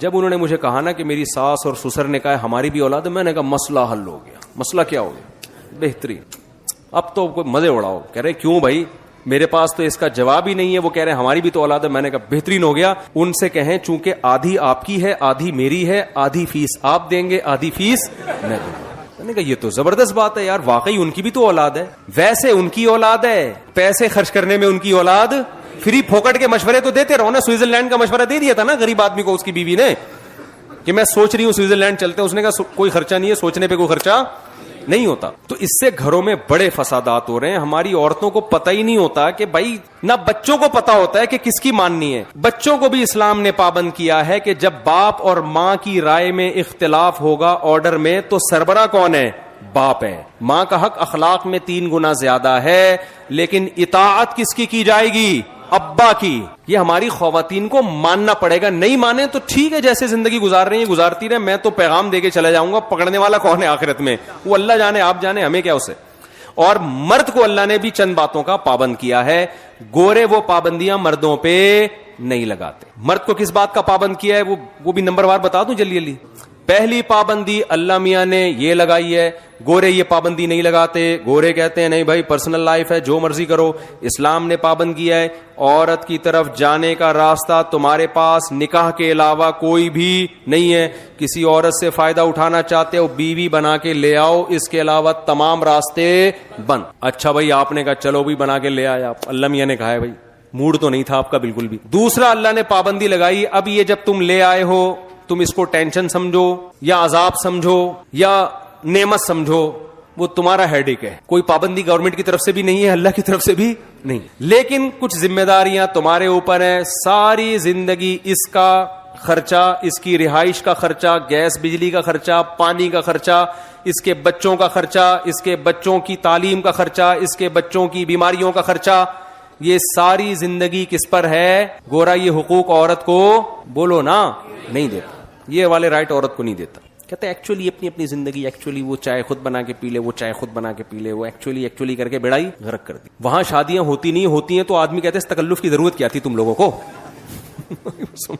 اس تکلف کی ایک چیز میں نے گورے میں بہت پازیٹو دیکھی ہے. بہت ساری چیزیں اور بھی سچی مچی کی پازیٹو بھی ہیں, ایمانداری ہے ان لوگوں میں, جھوٹ نہیں ہے. وہ تو پازیٹو چیزوں پر تو میں کئی بار بیان کر چکا ہوں نا, وہ تو سبھی مانتے ہیں, وہ تو سیکھنے کی چیزیں ہیں. لیکن ایک بڑی خاندانی چیز ہے گوروں میں, اکثر گورے اپنے بچوں کی ماں سے ہی شادی کرتے ہیں. یہ بہت پازیٹو چیز میں نے دیکھی. وفا کرتے ہیں, اکثر شادی کس سے کرتے ہیں, اپنے بچوں کی ماں سے. اب پتہ نہیں پازیٹو ہے کہ نیگیٹو ہے, بہرحال مجھے تو کئی دنوں سے سوچ رہا ہوں یہ پازیٹو ہے یا نیگیٹو ہے, کیا ہے. واللہ کھوپڑی میری خراب ہونا شروع ہو گئی یہ سوچ کے. تو اسلام پازیٹیوٹی کو ترجیح دیتا ہے کہ پازیٹو سوچا کرو. تو میں نے یہی سوچا کہ یہ پازیٹو ہے کہ اپنے بچوں کی ماں سے کیا کر رہے ہیں, شادی کر رہے ہیں. اس میں تمبو امبو لگا دیتی ہے نا وہ بچے آ کے, شادی میں فائدہ ہوتا ہے ان کا. خیر, تو اللہ میاں نے آپ کے ذمے یہ لگایا ہے کہ آپ کیا کریں بھائی, ساری زندگی خرچے کس کے ذمے ہیں, اور اس میں کنجوسی سے کام نہ لیں. جو خود کھائیں اس کو وہی کھلائیں, جو خود پہنے اس کو.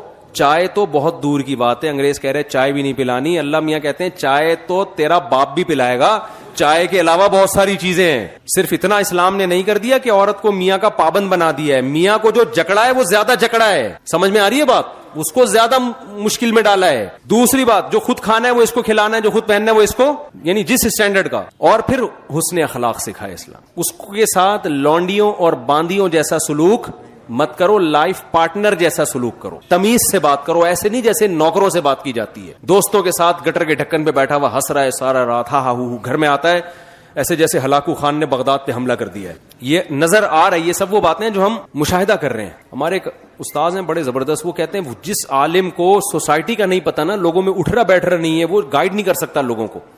تو یہ چیزیں ہم دیکھ رہے ہیں سوسائٹی میں. ادھر بیٹھے ہوں گے گٹر کے ڈھکن پہ نا, کراچی میں تو بہت نظر آ رہا ہے, گھر جائے گا تو ایسے جیسے پتہ نہیں جانتا ہی نہیں ہے, جائے گا اپنے کمرے میں جا کے سو جائے گا. عورت کو عزت چاہیے بھائی شوہر سے, وہ چاہتی ہے جیسے مجھے میرے باپ کے گھر میں عزت ملی ہے وہ عزت کہاں ملے. اور یاد رکھو باپ کے گھر میں جتنی عزت ملی ہے شوہر کے گھر میں اس سے زیادہ ملنی چاہیے. رخصتی کا کانسیپٹ ہی اسلام میں یہ ہے کہ اب اس کی نیچرل لائف شروع ہوئی ہے. اب آپ بتاؤ, پہلے زیادہ عزت مل رہی تھی, اب پٹ رہی ہے, وہاں جا کے گالیاں تانے سننے کو مل رہے ہیں, تو اس کا مطلب یہ تو غلط ہو گیا نا. پھر شادی تو خوشی کے لیے کی تھی, خوشی کے بجائے یہ کیا ہو رہا ہے, غم. اب آپ مجھے بتاؤ, آج کل شادیوں کے بعد مسائل کم ہوتے ہیں یا بڑھ جاتے ہیں؟ بڑھ رہے ہیں. بڑھنے کا مطلب یہ کہ یہ اس نہج پہ ہو نہیں رہی جس طرح اسلام نے کہا ہے. جوائنٹ فیملیوں میں تو, گاؤں دیہاتوں میں تو بہت ہی اوٹ پٹانگ حرکتیں ہو رہی ہیں. دیور بھی اس پہ مسلط ہوا ہے, وہ الگ آرڈر چلا رہا ہے, وہ الگ بدتمیزی سے بات کر رہا ہے. کوئی نو عمر کنواری لڑکیاں کی شادی ہو کے چلی جائے نا, ایسے جیسے وہ پتہ نہیں کوئی ماسی رکھ لی ہے گھر میں آپ نے. صرف ایک حدیث میں اکثر جگہ لوگوں کو سناتا ہوں کیونکہ یہ حدیث موٹیویشن کے لیے کافی ہے.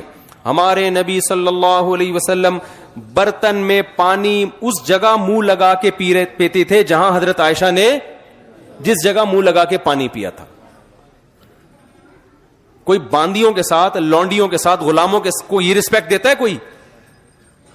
تو یہ آج دینداروں میں بھی یہ کیا چل رہی ہے, ابے تبے سے بات, تمیز نہیں ہے, کتوں کی طرح بھونک رہی ہے. یہ الفاظ معذرت مجھے نہیں اچھا لگ رہا ہے یہ لفظ بولنا, لیکن سسٹم یہی چل رہا ہے مارکیٹ میں.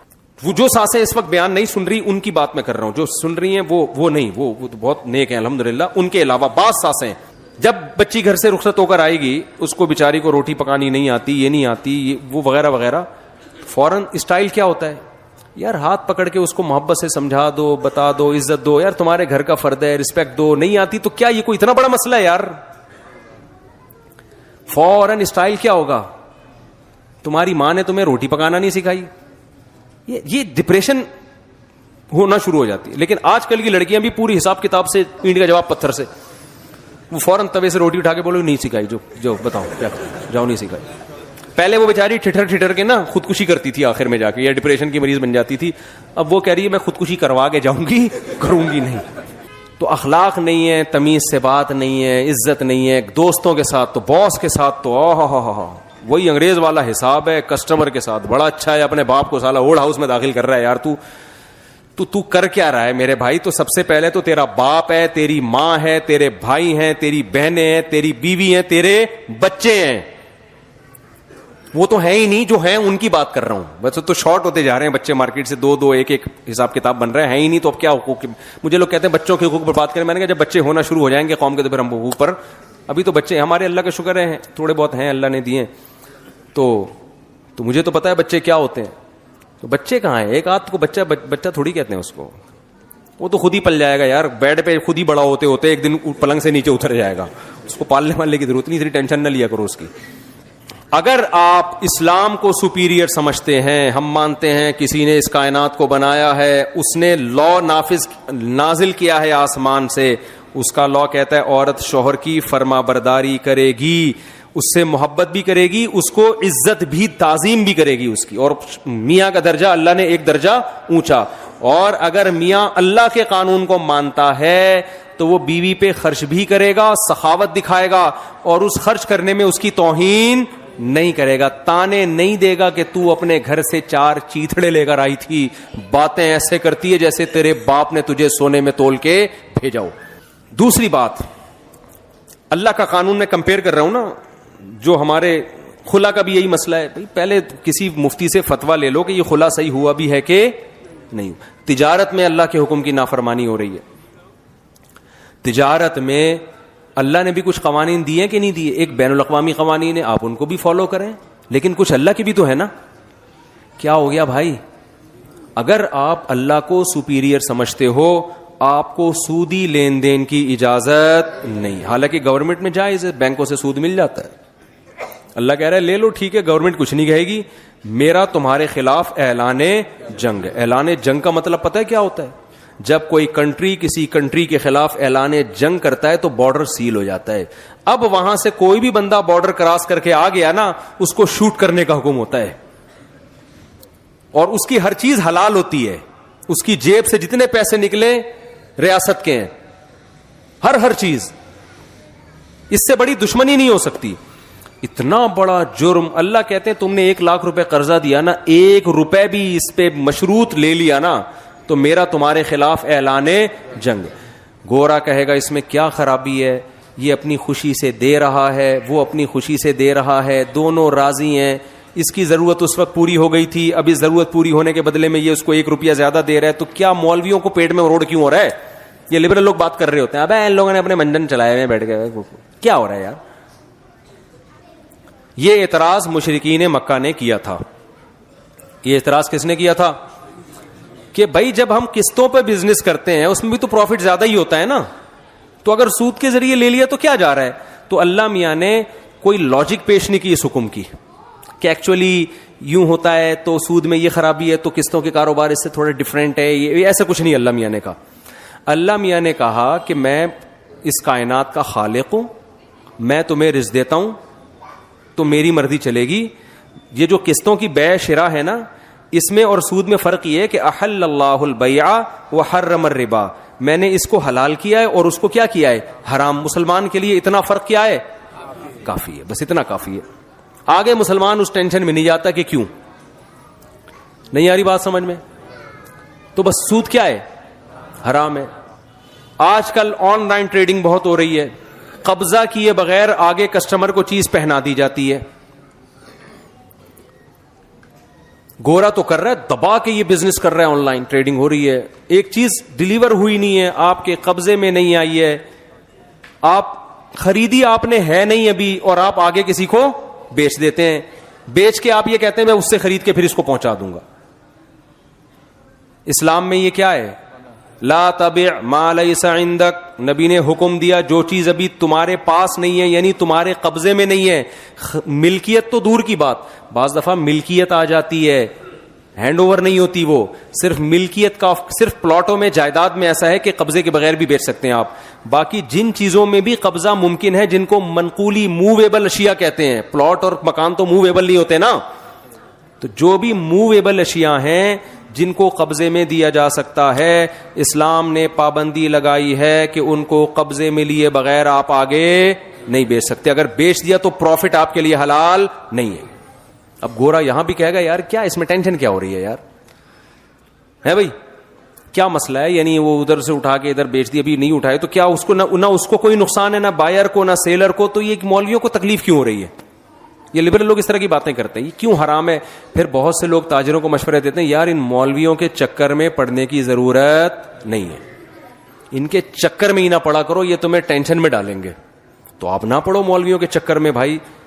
اگر آپ قیامت کے دن اللہ کے عذاب سے بچ سکتے ہو تو اللہ ہمیں تو کوئی تکلیف نہیں ہے. لیکن اللہ نے کیا کہا کہ جو میرے قانون کو فالو نہیں کرتے میں ان کو قیامت میں چھوڑوں گا نہیں, میں سزا دوں گا ان کو. ہاں آن لائن ٹریڈنگ میں اتنی جائز ہے کہ آپ بیچنے کے بجائے بیچنے کا وعدہ کر لو اس سے. آپ کسٹمر سے یہ کہو کہ یہ پروڈکٹ ہے, آپ نے اگر اس میں دلچسپی لینی ہے تو اتنے روپے کی میں آپ کو بیچوں گا, اگر آپ خریدنے کا وعدہ کرتے ہو تو بتاؤ.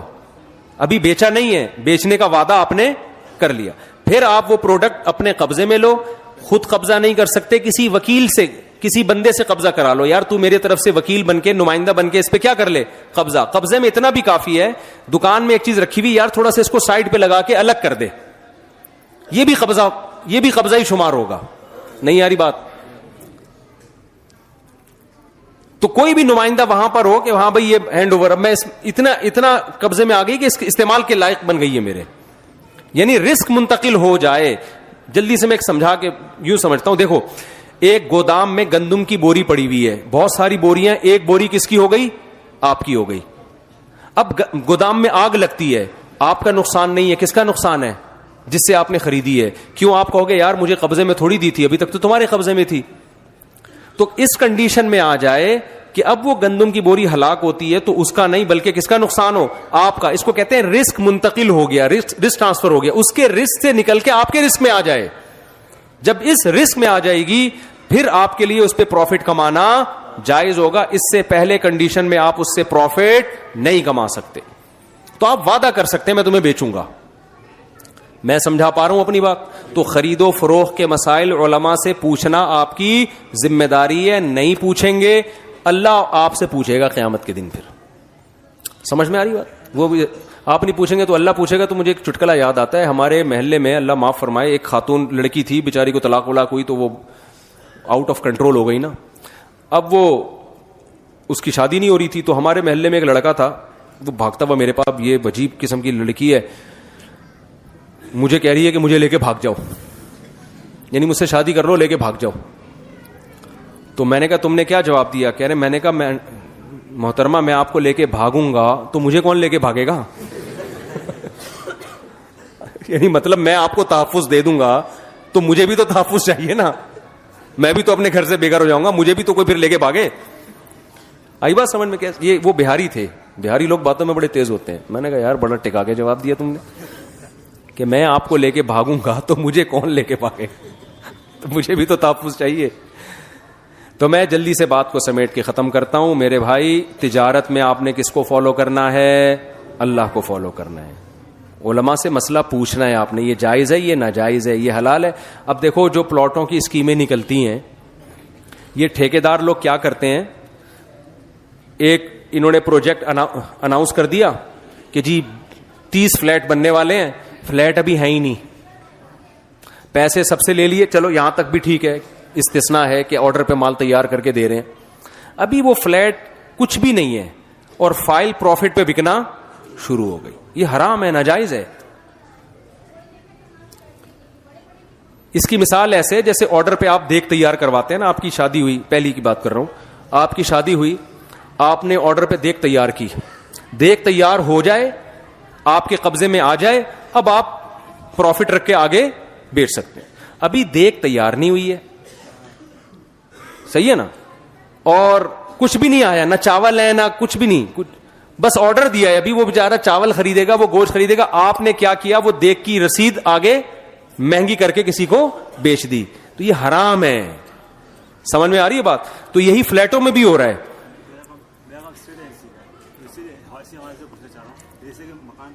ہاں ابھی میں آگے آ رہا ہوں, بتاتا ہوں.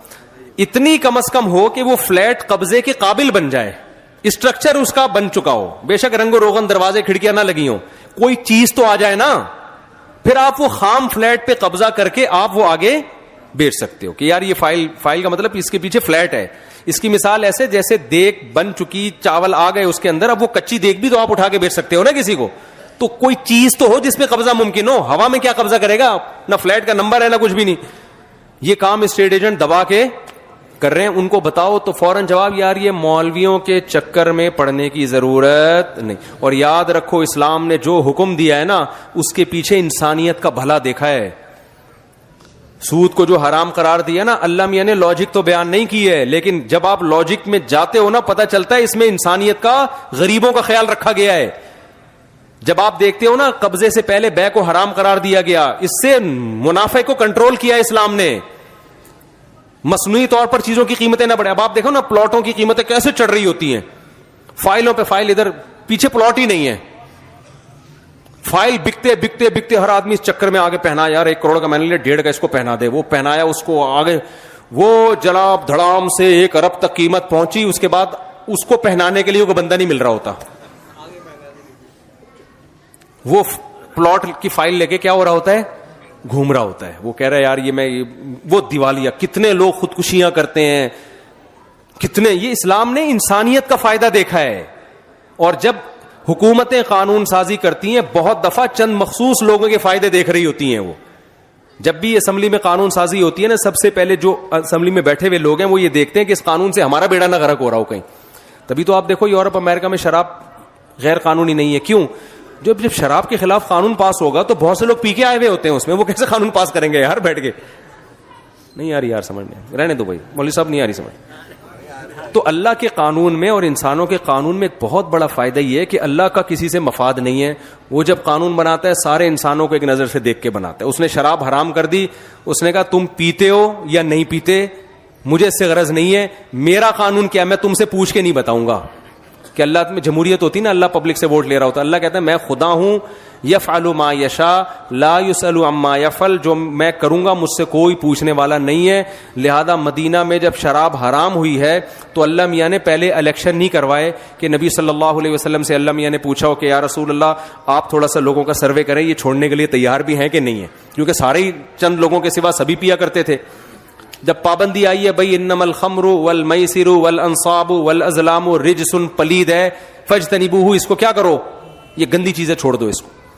بہت سے لوگوں نے اعتراض کیا اس میں تو بڑے فائدے ہیں, ڈپریشن ختم ہوتی ہے, شراب پی کے ٹینشن ختم ہوتی ہے, سارے غم بھول جاتا ہے انسان. تو اللہ میاں نے کیا فرمایا کہ اس کا گناہ اس کے فائدوں سے زیادہ ہے. اس بحث میں ہی نہیں پڑے کہ فائدے ہیں کہ نہیں ہیں, بھائی جب اللہ نے کہہ دیا تو گناہ ہے نا, اب یہ گناہ اس کے فائدوں سے زیادہ ہے. حالانکہ فائدے بھی نہیں ہے, نقصان ہے. میں نے پورے یورپ میں نا کوئی چیختا چلاتا وہ بندہ نہیں دیکھا, اتنی تمیز ہے وہاں پہ. جو چیخ رہا ہو سمجھ لو پی کے آیا بھائی. ایکسیڈنٹ ہوتے ہیں تو پینے کی وجہ سے ہوتے ہیں, لڑائیاں ہوتی ہیں تو کس کی وجہ سے, پینے کی وجہ سے. قتل و غارت ہوتے ہیں تو پینے کی وجہ سے. لوگ ایک دوسرے کا دانت توڑ دیا, پی کے آیا بھائی. اب گورنمنٹ کوئی سزا بھی نہیں دے سکتی, یار اب پیا ہوا ہے تو کیا کریں, پینے کی تو سزا ملے گی, زیادہ کیوں پی لیا, دانت توڑنے کی نہیں ملتی. بھائی وہ ثابت کر دے میں تو پیا ہوا تھا بھائی, تو پی کے تو کچھ بھی ہو سکتا ہے نا, تو وہ تو شکر ادا کرتے ہیں, شکر ہے دانت توڑے, گلا نہیں دبایا اس نے, ورنہ گلا بھی دبایا جا سکتا تھا. جب انسان کے لیے قانون بنائے گا تو اس میں فالٹ ہوگا, کیونکہ وہ ہومو سیکسولیٹی کو کتنا عام کر دیا. وجہ کیا ہے, وسیم کی شادی غفار سے ہو رہی ہے. عجیب بدتمیزی کی انتہا ہے یا نہیں ہے یار, بدتمیزی کی کوئی انتہا ہوتی ہے. لوگ وہاں پریشان ہیں اپنے بچوں کے بارے میں یورپ میں. میں کہتا ہوں بھائی اسمبلی میں پاس اس لیے ہوا ہے کہ بہت سے لوگ اس عمل سے گزرے ہوئے وہاں پہنچے ہیں, وہ کیسے اس کو اللیگل قرار دیں گے. اسلام نے ایک قانون بنا دیا, اسلام نے قانون, آپ اگر اسلام کو فالو نہیں کرتے نا, اسلام کو, ابھی آپشن ہے آپ کے پاس, آپ کی نسلوں میں ہومو سیکسولیٹی آئے گی. آپ کا بیٹا, میرے پاس تو کیسز آ رہے ہیں, میں نے بیان میں یہ بات کہہ دی ایک دن کہ اگر آپ مذہب کو فالو نہیں کرتے نا, مولویوں کو برا بلا کہتے رہتے ہیں, اب ہم یہ مولوی ایسے, اور مذہب کو آپ دھجیاں اڑا دیتے ہو, آپ گورے کو فالو کرتے ہو. میں نے لوگوں سے کہا تمہیں یہ خبر سننے کو ملے گی ایک دن کہ آپ کا بیٹا آ کے کہے گا, اس کا نام ہوگا غفار, اور وہ کہے گا ابو میں شادی کرنا چاہتا ہوں ستار سے. میں نے کہا اس وقت تمہارے اوپر قیامت گزرے گی, تمہارے گھر میں بہو آئے گی, تمہیں یہ نہیں پتا چلے گا میرا بیٹا اس کے ابا کی بہو ہے یا اس کے ابا کا بیٹا میری بہو ہے, پتہ ہی کنفیوژن ہوگی تمہیں. گوروں میں یہ کنفیوژن اس لیے نہیں ہے کہ جو جس کو وہ شی فرض کیا ہوا ہوتا ہے اس کے ایک لاکٹ ڈالا ہوا ہوتا ہے انہوں نے, وہ بندے کو کیا کہتے ہیں, ایک ٹاپس ڈالے ہوئے ہوتے ہیں. ورنہ وہاں بھی بہت کنفیوژن ہو رہی تھی, کیونکہ چرچوں میں اب لڑکے کی لڑکوں سے شادی ہو رہی ہے, اللہ بچائے, بولتے ہوئے بھی گھن آ رہی ہوتی ہے. لڑکے لڑکوں کی شادی کہاں ہو رہی ہے آپس میں, چرچ میں, باقاعدہ پادری نکاح پڑھا رہا ہے کم بختوں کا. تو پتہ کیسے چلتا ہے, صرف ایک ٹاپ سے پتہ چلتا ہے کہ یہ بہو ہے اور یہ کیا ہے. یار تم یہ چاہتے ہو تمہاری سوسائٹی میں یہ آئے, اگر تم نے مذہب کو فالو نہیں کیا نا, کل یہ ہوگا. اور میں نے پیشگوئی کی تھی, اللہ ایسے واقعات میرے ساتھ کرا دیتا ہے. ایک ہفتے بعد میرے پاس کیس آیا, اس کیس میں عورت رو رہی ہے میرا بیٹا لڑکے سے شادی کرنا چاہتا ہے, یہی کراچی کا کیس ہے. سمجھا کے تھک گئے, وہ کہہ رہے نہیں مجھے وہ پسند ہے. اور میں نے کہا یہ اس کو دماغ یہاں کیسے, کہہ رہے اس کی گورے سے فیس بک پہ دوستی ہے, اس نے اس کو یہ سکھایا ہے. تو میں نے کہا کیس کرے, کہہ رہی پولیس میں بند کرو تو باہر نکل کے, پولیس پہ کیس بنتا بھی نہیں ہے نا اب تو, ویسے ہی لیگل LGBT کا جو پاس ہو گیا ہے, وہ فیلنگ ویلنگ پہ کچھ بھی کر دو. اللہ نے وسیم بنایا, فیلنگ شازیہ والی پیدا ہو رہی ہیں. یار کوئی بات ہے یار, ہے انسانیت ہے یار, کوئی انسانیت ہے یہ.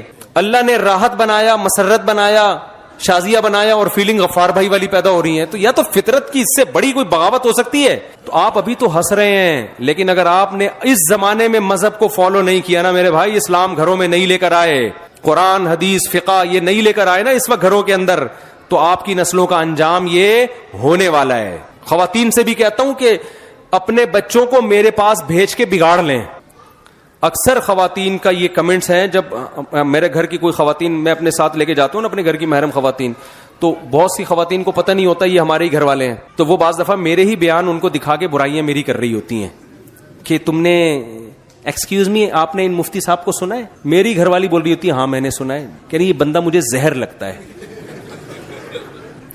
اور انڈا موڑ پہ میں اپنے بچے کو ان کے بیان میں بھیجتی تھی ہر وقت. شادی کر کے نا اس نے میرے بچے کو بگاڑ دیا, وہ بھی شادی کی باتیں لگا دی اس نے. تو مجھے بڑا فائدہ ہوتا ہے یہ نیوٹرل جب تبصرہ ہوتا ہے نا, نیوٹرل. ایک دفعہ میں گیا اپنی گاڑی ٹھیک کرانے, تو ایک میکینک آیا, اس وقت بہت زیادہ مشہور نہیں تھا, اب تو پکڑا جاتا ہوں جہاں بھی جاتا ہوں نا. یہ 2-3 سال پرانی بات ہے, تو اس وقت بھی مشہور تھا لیکن تھوڑا غور کر کے لوگ پہچانتے تھے مجھے. اب تو سر گنجا کر کے جاؤ, کیپ پہن کے جاؤ, چشمہ لگا کے جاؤ, کچھ بھی کر لو وہ پہچان جاتے ہیں لوگ. میں گیا گاڑی ٹھیک کرا رہا تھا, ایک میکینک میرے پاس آ کے بیٹھ گیا, مجھے یوں کر کے دیکھتا ہے. تو میں نے نا تھوڑا سا, میں نے کہا میں دیکھتا ہوں اس کے دل میں میرے بارے میں, نیوٹرل آدمی سے سامنے تو سبھی تعریفیں کر رہے ہوتے ہیں نا, دیکھوں اس کے میرے بارے میں کمنٹس کیا ہیں. میں ایسے گھننا بن گیا, میں نے کہا یار ایک وہ مفتی طارق مسعود صاحب آتے ہیں, میری شکل شاید ان سے مل رہی ہے جو آپ گھور کے دیکھ رہے ہیں. کہہ رہے ہاں. میں نے کہا یار وہ تو وہاں بیان کرتے ہیں, وہ تو میں بھی سنتا ہوں ان کے بیان. میں نے اس کو ایسا شو کیا کہ جیسے میں وہ نہیں ہوں. میں نے کہا یار ویسے بندہ بیان کیسے کرتا ہے؟ کہتے ہیں یار ایک چیز مجھے بالکل بھی پسند نہیں ہے, ممبر پہ بیٹھ کے لطیفے سناتے ہیں, یار یہ نہیں ہونا چاہیے. ممبر پہ بیٹھ کے کیا کرتے ہیں؟ لطیفے سناتے ہیں. میں نے کہا بات تو ٹھیک ہے آپ کی, لیکن صرف لطیفے ہی سناتے ہیں یا بیان بھی ہوتا ہے بیان کے ضمن میں؟ کہہ رہے نہیں بیان بھی ہوتا ہے, لیکن یار پھر بھی یہ ممبر پہ بیٹھ کے لطیفے وطیفے. تو میں نے کہا کہ یار دیکھو, اب اگر ایک لطیفے سے سبق مل رہا ہے, اتنے لمبے 2 گھنٹے کے میرے بیان ہو رہے ہیں, اس میں فریش تھوڑا سا ہو رہا, تو یا تو میں چائے پانی کا میں نے نہیں کہا, میں نے کہا یا تو مفتی طارق مسعود صاحب چائے پانی گٹکے کا انتظام کریں, یا جیسے ڈراموں میں بریک کے بعد ملتے ہیں بھائی, پھر یو فون تم ہی تو ہو, وہ آیا تھوڑا سا, پھر آپ دوبارہ چلے گئے. تو نہ تو ہماری کوئی بریک ہو رہی ہے, یا اتنا چائے پان گٹکے کا انتظام ہو رہا ہے, نہ کوئی سٹے وٹے کا انتظام ہے, تو پھر لطیفے ہی بریک ہے نا ہمارے. خیر میں نے اس کو سمجھایا, اس نے کہا نہیں یار پھر میں نے جاتے ہوئے کہا کہ میں وہی ہوں.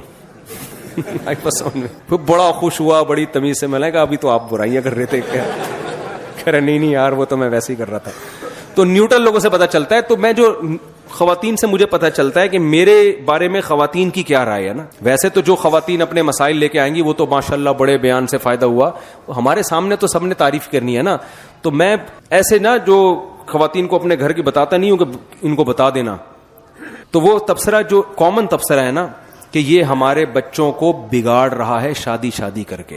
اچھے بھلے ایجوکیشن میں لگے ہوئے بچے, باتیں اس کے بیان میں جاؤ تو آ کے امی میں نے شادی کرنی ہے, پڑھائی گئی تیل لینے.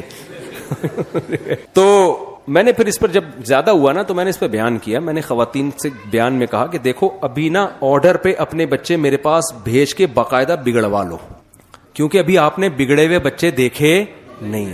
سوسائٹی جس طرف جا رہی ہے نا وہ زنا کا راستہ ہے, ہومو سیکشولیٹی کا راستہ ہے. پہلے زمانے میں ماں باپ کے جو مسائل ہوتے تھے نا, بچہ ہماری مانتا نہیں ہے, ہم 2 تھپڑ لگاتے ہیں تو بھی نہیں مانتا, پہلے یہ مسئلے تھے. ابا کہتے ہیں میں 3 دفعہ طبیعت سے کٹ لگا چکا ہوں پھر بھی نہیں انسان کا بچہ بن رہا. اب یہ نہیں ہے, اب بچہ کہتا ہے تھپڑ لگایا کیوں, ہیومن رائٹس, آپ مجھ پہ ہاتھ بولو.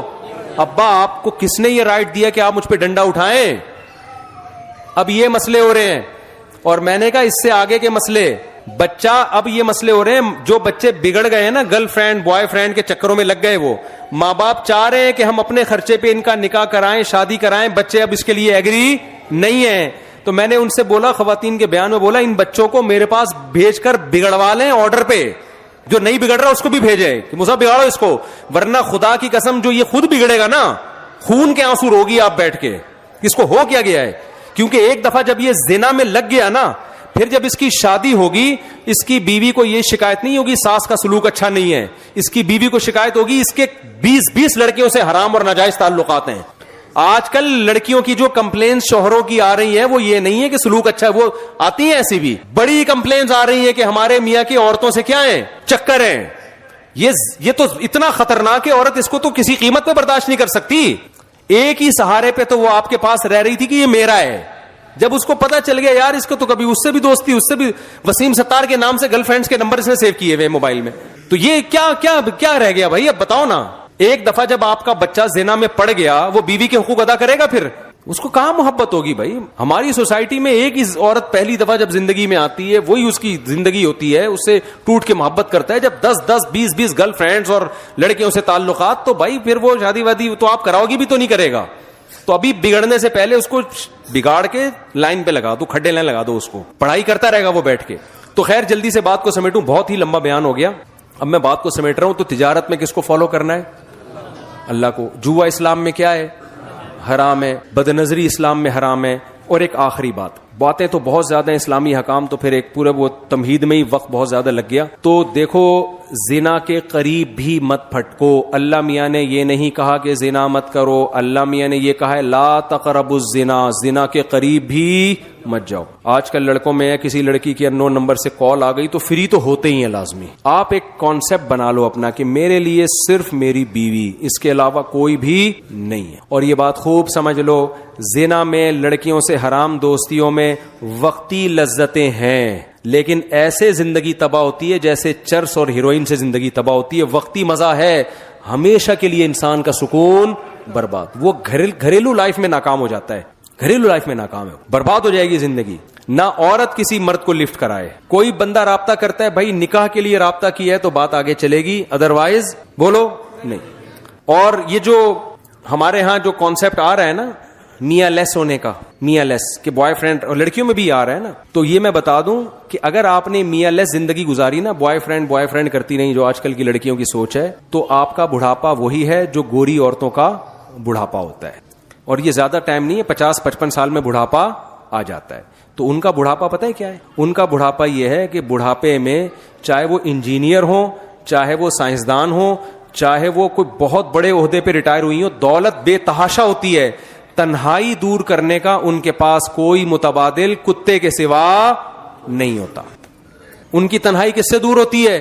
کتے سے. تو بھائی یہ ابھی اولاد ہو جائے گی, گھر بسا لو اپنا, تمیز کے بندے سے شادی کر لو. یہ پڑھائی بھی کرتی رہو, ہم نے منع نہیں کیا, لیکن پڑھائیوں کے چکر میں نکاح کو ڈیلے مت کرو. خدا کی قسم زندگی برباد ہے آگے.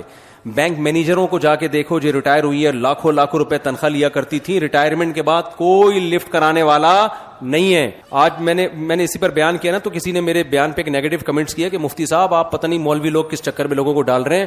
لڑکی اگر ایجوکیشن میں آگے جائے گی, ہائر ایجوکیشن ہوگی, ٹھیک ٹھاک پیسہ کمائے گی, تو بڑھاپے میں 2 ملازم رکھ لے گی. وہ بڑھاپے میں کیا کرے گی؟ 2 ملازم رکھے گی, وہ زیادہ اچھی زندگی گزارے گی. ابے بھائی ملازموں سے تمہیں محبت ملے گی اولاد والی یا شوہر والی؟ میں نے سوچا کہ یہ بندہ مجھے مل جائے نا تو میں اس کو چھاؤں میں لے کے بٹھاؤں اور اس کو بولوں کہ اس سے بھی اچھا آپشن ہے میرے پاس, اس سے بھی بہترین آپشن ہے.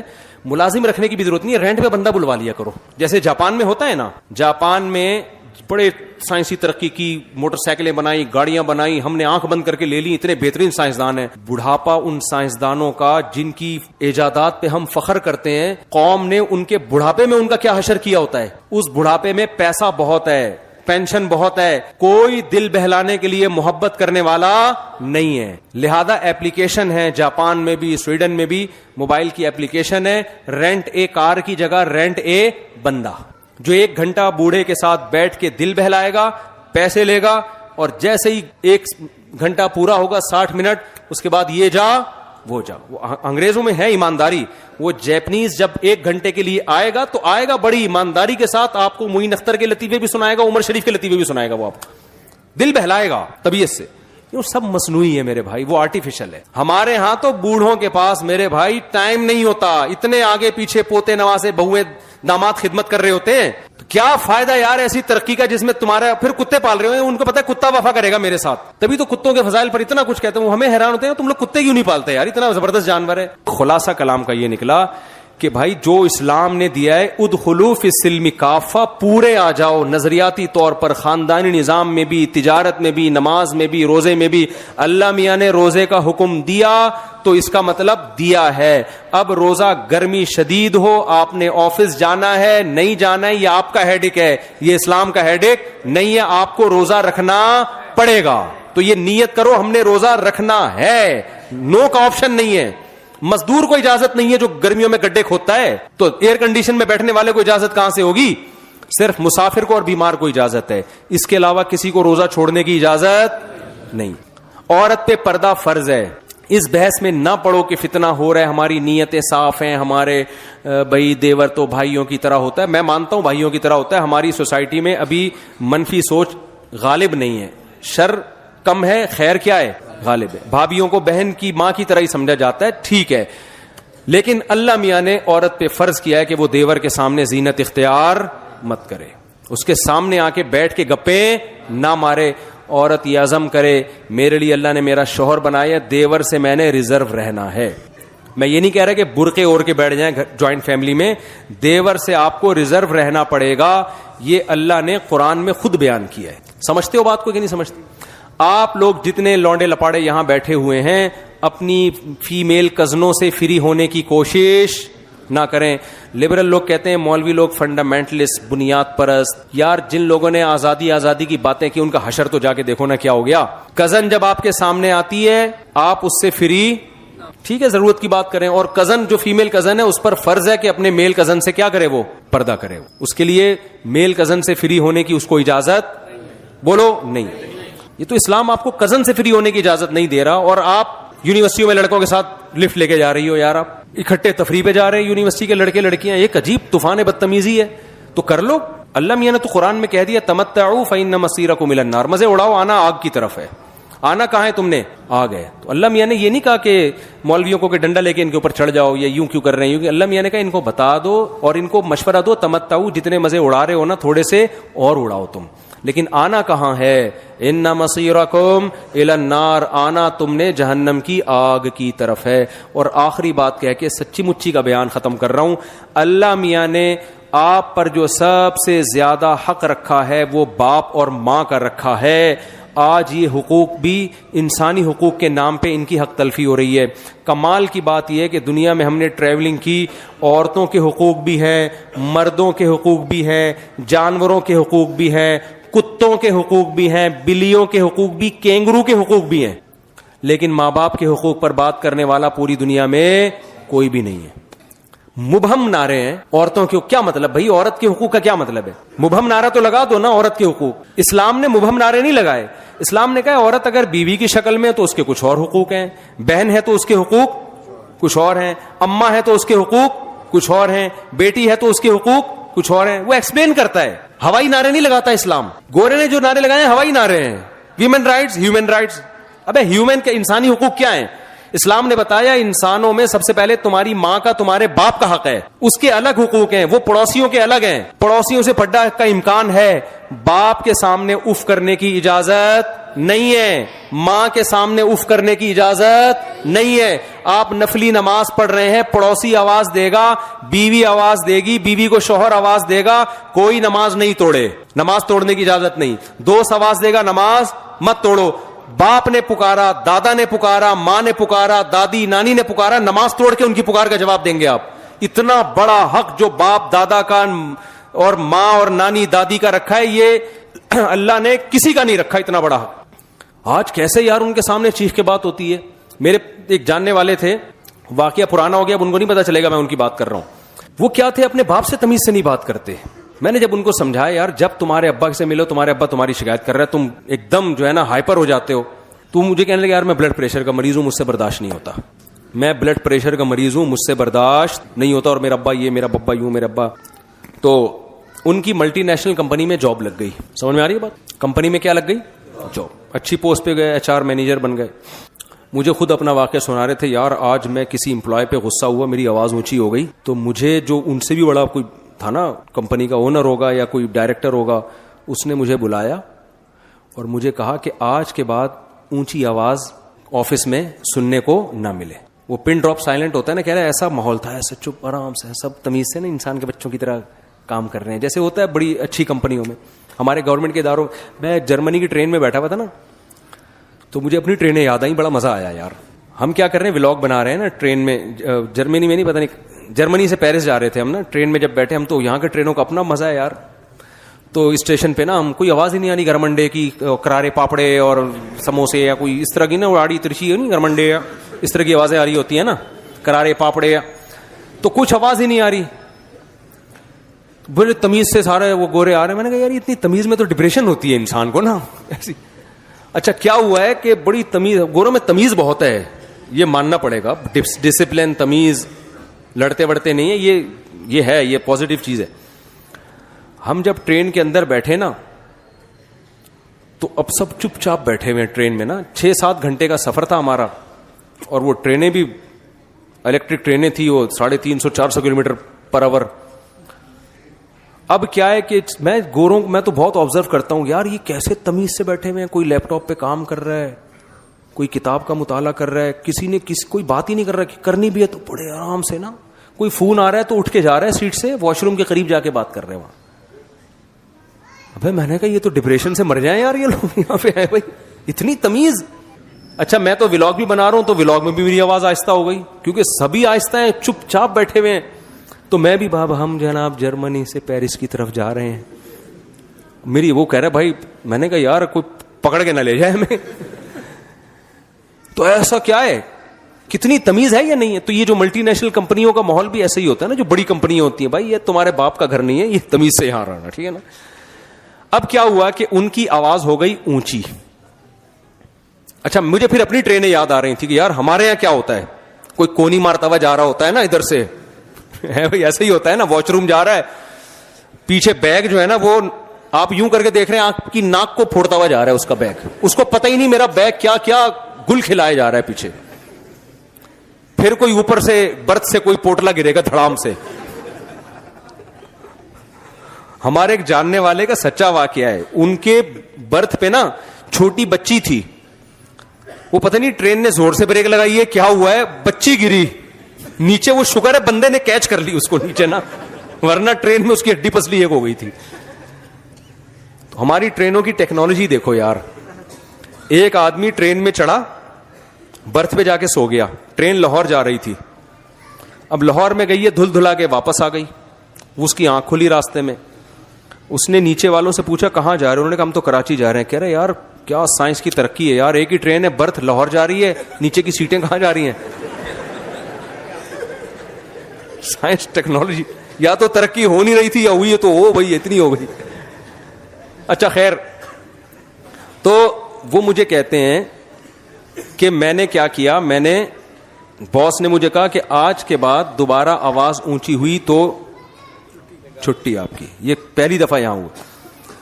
اس کے بعد 1.5-2 سال انہوں نے وہاں جاب کی ہے, کبھی ان کی آواز ڈپریشن اور بلڈ پریشر کے مریض کی آواز کبھی بھی بلند نہیں. میں نے اس سے بڑا عبرت حاصل کی. میں نے کہا یار دیکھو وہاں جاب جانے کا خطرہ ہے, باس کے تو احسانات نہیں ہے, وہ تو تمہیں تنخواہ دے رہا ہے, تمہیں نچوڑ کے تمہارے تجربے سے فائدہ اٹھا رہا ہے, خود کروڑوں روپے چھاپ رہا ہے, تمہیں 2 لاکھ 3 لاکھ 4 لاکھ روپے دے رہا ہوگا نا, تم اس پر الٹا احسان کر رہے ہو. چند ٹکوں کی خاطر اب نہ بلڈ پریشر رکاوٹ بن رہا ہے اور نہ یہ کروایا جو آج تم مینیجر بنے ہوئے ہو, اپنی تنخواہ سے گودوں میں لے کے تمہیں گھوما, تمہیں گھر دیا, تمہیں نسب دیا, قوم دی, خاندان دیا, اس کی وجہ سے تمہاری پہچان ہے. وہ جب تھوڑا سا آڑا ترچھا ہوتا ہے تو آپ کی آواز کیا ہو جاتی ہے, اونچی, اور آپ کہتے ہیں میں ڈپریشن کا مریض ہوں, مجھ سے برداشت نہیں ہوتا. تو باس کے سامنے جتنی تمیز سے بات کرتے ہو نا, اس سے زیادہ میٹھا پن باپ اور ماں کے سامنے کرو. سمجھتے ہو, باس کے سامنے تمیز سے بات کرنے پر تنخواہ کے علاوہ کچھ بھی نہیں ملتا. خدا باپ کے سامنے اگر جھکو گے اور نرم لہجے میں بات کرو گے, اللہ گناہوں کو معاف کرے گا. حدیث میں کیا مصیبتیں ٹالے گا اللہ آپ سے. حدیث میں کیا آتا ہے کہ غار میں بند ہو گئے 3 آدمی اور منہ پہ پتھر آ کے بند ہو گئے, وہ موت تھی ان کی بھوک اور پیاس سے. تو تینوں نے اپنے عمل کا واسطہ دیا. ایک نے کیا واسطہ دیا, اے اللہ میں اپنی بکریوں کا دودھ نکال کے ماں باپ کے لیے پہلے ماں باپ کو پلاتا تھا, بعد میں اپنے بچوں کو. ایک دن میں تھکا ہارا گھر آیا, دیر ہو گئی, میرے ماں باپ سو گئے, میں پوری رات اپنے ماں باپ کے سرہانے کھڑا رہوں دودھ کا پیالہ لے کے, کہ پہلے ان کو پلاؤں گا پھر کس کو, پھر اپنی اولاد کو پوچھوں, پہلے ان کو پلاؤں گا میں. اور ان کو اٹھا بھی نہیں رہا کہ نیند خراب نہ ہو. صبح صادق ہوئی ہے, پوری رات کھڑا رہا ہے, پوری رات. ایسی عزت, ایسا اکرام. اس کا نتیجہ کیا نکلا, حدیث میں آتا ہے کہ وہ پتھر جو تھا اللہ کی قدرت سے غار کے سرک گیا وہ پتھر. تو ماں باپ کی خدمت کا آخرت میں اجر بعد میں ملتا ہے, دنیا میں پہلے ملتا ہے. باس کے ساتھ اخلاق سے پیش آنا آپ کی مجبوری ہے, ثواب نہیں ملے گا اس پہ. اصل تو آپ کے اخلاق کا پتہ چلتا ہے بوڑھی ماں اور بوڑھے باپ کے ساتھ کیسے پیش آتے ہو آپ. تو سمجھ میں آ رہی ہے کہ نہیں آ رہی ہے, تو بھائی ایک طرف ہو جاؤ, یا تو ادھر یا ادھر ہے, تو پھر یہ چیزیں ملیں گی. اور پھر اس کا فائدہ آپ کو دنیا میں بھی ہوگا. آپ بھی تو کسی دن بوڑھے ہوگے نا. ایک تو جلدی شادی نہ کرنے کے یہ بہت بڑا سائیڈ افیکٹ یہ آ رہے ہیں کہ پہلے زمانے میں بچوں کی شادیاں جلدی ہوتی تھیں, آپ کی جوانی میں بچے جوان ہو گئے, وہ آپ کو اپنے ابا کی خدمت کرتے ہوئے دیکھتے تھے. ہم نے تو یہی دیکھا ہے یار, اپنے رشتہ داروں کو دیکھا ہے اپنے ماں باپ کی کیسے خدمت کر رہے ہیں, تو ہمیں بھی خیال ہوتا ہے اب یہ بوڑھے ہیں ہمیں بھی کرنی ہے ان کی.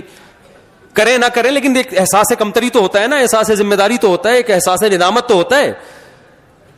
آپ اتنی جلدی اپنے بچوں کی شادی ایسے ٹائم پہ کراؤ کہ وہ بچے جو ہے نا اپنے باپ کو دیکھیں کہ دادا کی خدمت کیسے ہوتی ہے, دادا کیسے گھر میں حکومت کرتا ہے. دادا بننے سے پہلے ہی فوت ہو جاتے ہیں. آج کل جو میرے پاس جنازے آ رہے ہیں اباؤں کے آ رہے ہیں, دادا کا ایک بھی نہیں آتا, سب اباؤں کے جنازے آ رہے ہیں. اتنی لیٹ شادیاں, پھر وہ دادا بننے سے پہلے ہی مارکیٹ سے کیا ہو رہے ہیں, شارٹ ہو رہے ہیں. تو یہ چیزیں موٹیویشن عملی طور پر ہم نے تو دیکھا ہے نا اپنے بڑوں کو, کیسے یار ہمارے والد نے ہماری دادی کی خدمت کی. ہم تو دیکھتے تھے, مجھے یاد نہیں پڑتا میرے والد نے میری دادی کے سامنے کبھی زندگی میں اونچی آواز میں بات کی ہو.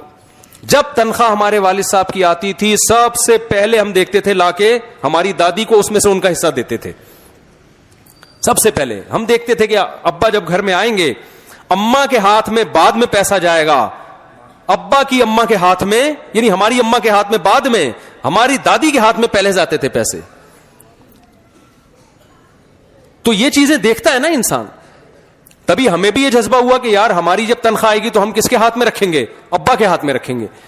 تو یہ چیزیں دیکھ ہی نہیں رہے لوگ. تو یہ بھی سارا واٹ لگ گئی ہے پورے سوسائٹی کی جو ہے نا کلچر کی. تو وجہ اس کی یہ کہ نہ ادھر کے رہے نا, اچھا گورے سے بری چیزیں سیکھ رہے ہیں, اچھی والی پھر بھی نہیں سیکھ رہے. تعریف کرتے ہیں گورا جھوٹ نہیں بولتا, مسلمان وہاں جا کے دبا کے جھوٹ بولتے ہیں. صحیح ہے نا. اور گورا جو ہے وہ ٹریفک کے قوانین کی پابندی کرتا ہے, ٹریفک کے قوانین میں گورے کو فالو نہیں کیا جاتا. گورا ٹیکس دیتا ہے, ٹیکس نہیں دیا جاتا. یہ ساری چیزیں مانتے ہیں. گند سارا وہاں سے لے لیا ہم نے. گورا پیتا ہے, یونیورسٹیوں میں پینے پلانے کا کیا ہے. گورا گرل فرینڈ رکھتا ہے, گرل فرینڈ یہاں بھی رکھی جا رہی ہے. گورا ابا کو نہیں مانتا, ہمارے یہاں بھی. تو گورا ابا لیس ہو گیا ہے. ابا کے حقوق کی وہاں بات ہو ہی نہیں سکتی نا. اب گوروں کو آپ بیان کرو ابا کے, وہ کہیں گے بھائی 2-4 لوگوں کے ابا ہیں وہ سائڈ پہ ہو جائیں, باسوں کے تو ہے ہی نہیں. تو وہ تو اب اس سے بڑے مسائل کھڑے ہو گئے ہیں. کسی کے ابا ہیں, کسی کے ابا فری ہو گئے ہیں وہ لوگ. تو یہ بڑے حساب کتاب چل رہے ہیں. تو میرے بھائی آپ ایک طرف ہو جاؤ, خدا کی قسم دنیا میں سکون ملے گا, کیونکہ نبی نے فرمایا ایمان کی مٹھاس وہ شخص چکھ لے گا جو دل سے ایمان کو قبول کر لے, اس کو اسلام میں مزہ آنا شروع ہو جائے گا. تو اسلام بڑا مزے کا مذہب ہے اگر دل و جان سے اس کو گلے سے لگاؤ آپ. اگر آدھے تیتر آدھے بٹیرو تو ٹینشن کے علاوہ کچھ بھی حاصل نہیں ہوگا. تو جو خواتین بیان سن رہی ہیں ان سے بھی کہتا ہوں ایک دفعہ دل و جان سے اسلام کو گلے لگا لو, اور آپ سے بھی کہتا ہوں ایک دفعہ دل و جان سے کشتیاں جلا کے اسلام کو. طارق بن زیاد نے کشتیاں جلا دی تھی نا کہ یار اب واپسی کا آپشن ختم کر دیا, اب تو لڑنا ہی ہے, جب مرنا ہی ہے تو پھر جنگی جیت کے جائیں گے ہم, ٹھیک ہے نا, کیونکہ وہاں بھی پیچھے دریا ہے, مریں گے. تو یہ کشتیاں جلا کے اسلام میں داخل ہو. سمجھتے ہو کہ نہیں سمجھتے؟ اللہ سمجھنے کی عمل کی توفیق عطا فرمائے. نجم صاحب اور عزیز الرحمان کی صحت اور حالات کی درستگی کے لیے دعا فرمائے. دل سے دعا ہے جی اللہ تعالیٰ ان کو صحت بھی عطا فرمائے, حالات بھی فرمائے. کسی نے کوئی سوال پوچھنا ہے جلدی سے پوچھیں بھائی. بیوی کو غصے میں بولا کہ میں تجھے طلاق دے دوں گا, تو یہ طلاق نہیں ہے, طلاق کی دھمکی ہے. لیکن میرا مشورہ یہ ہے کہ یہ دھمکی طلاق کے علاوہ نا کچھ اور دیا کریں. میں تیرا منہ توڑ دوں گا یوں بول دیا کریں, میں تیرا سر پھاڑ دوں گا. یہ سب چیزیں اس کی تلافی ہو سکتی ہے. صحیح ہے نا. اس میں ریورس گیئر ہے کہ نہیں پھاڑے بعد میں, اور یہ پھاڑ گئے تو سلوا دے.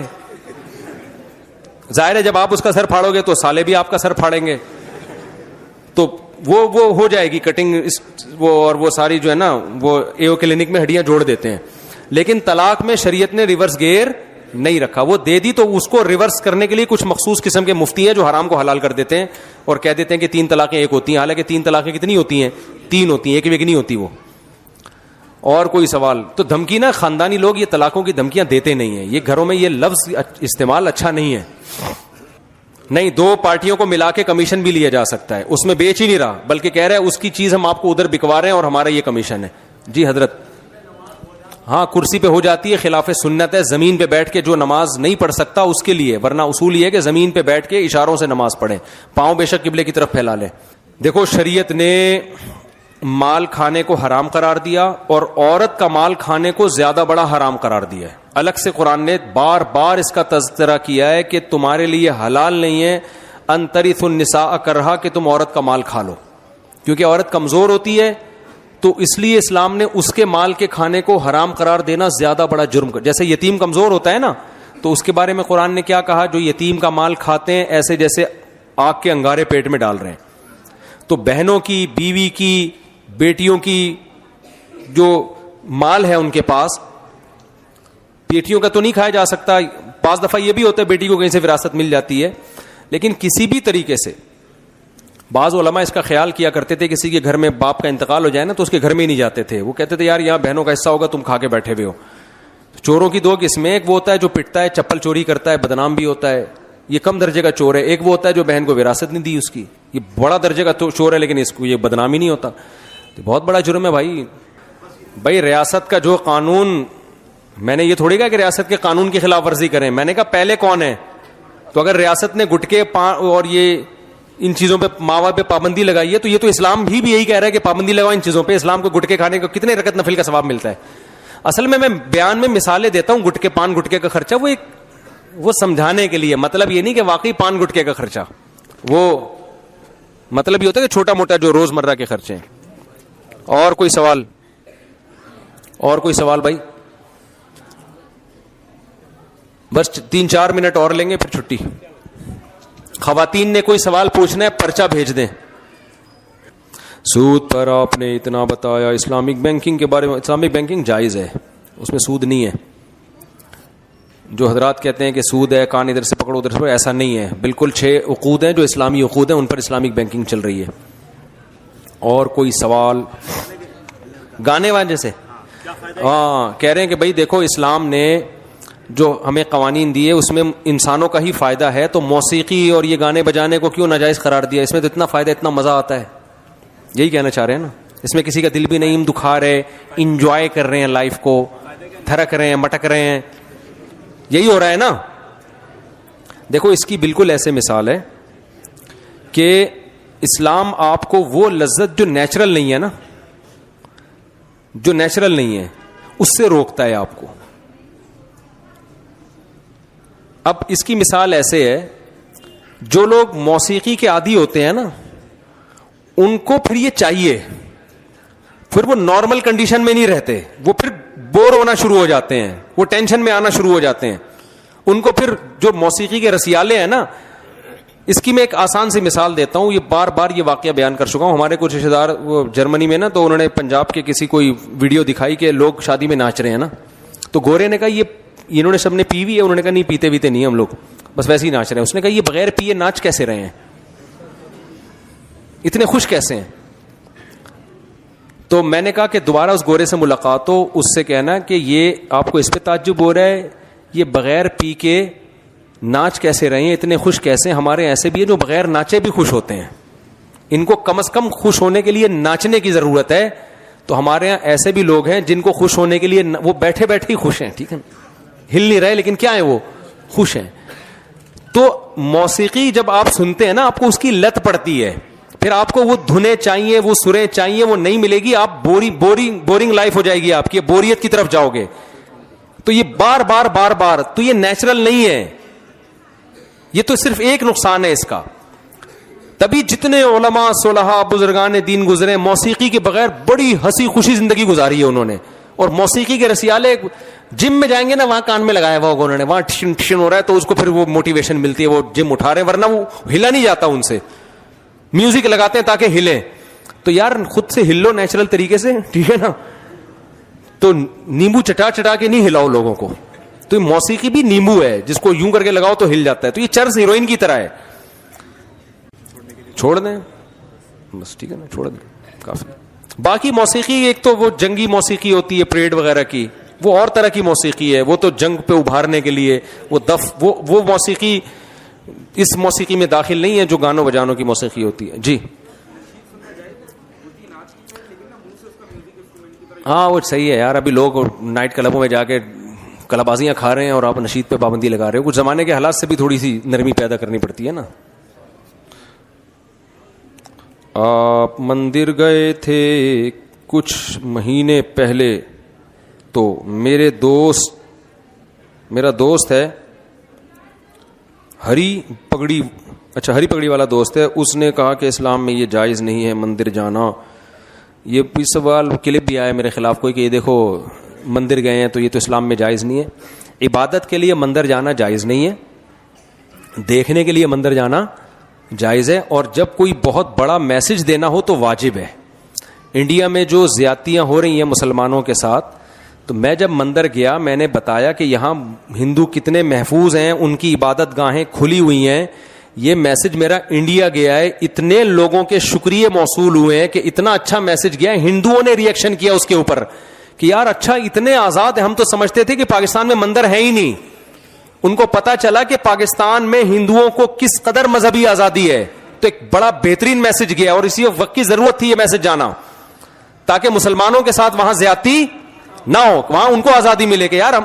اور صرف پٹھانوں کے بیچ میں ہندوؤں کا مندر, پٹھان تو اسلام کے بارے میں بڑے غیرت مند ہوتے ہیں نا. میں نے کہا اتنے غیرت مند پٹھان, ان کے بیچ میں مندر ہے اور وہ محفوظ ہیں. نہیں یاری بات میرا خیال ہے, کوئی یہ نہیں کہ لبرل لوگوں کا معاشرہ ہے. تو اتنے لوگ وہاں ہندو بڑے مزے سے مندر میں جا رہے ہیں. تو مسلمانوں کو ہم نے میسج اس میں دیا ہے کہ ہندوؤں کو بھی چاہیے کہ مسلمانوں کو مسجدوں کے بارے میں آزاد چھوڑیں. تو یہ میسج تو اور کیسے دے یہ میسج, تو یہ اسی طریقے سے دینا ممکن. میں کوئی عبادت کرنے تھوڑی گیا تھا وہاں پہ. جی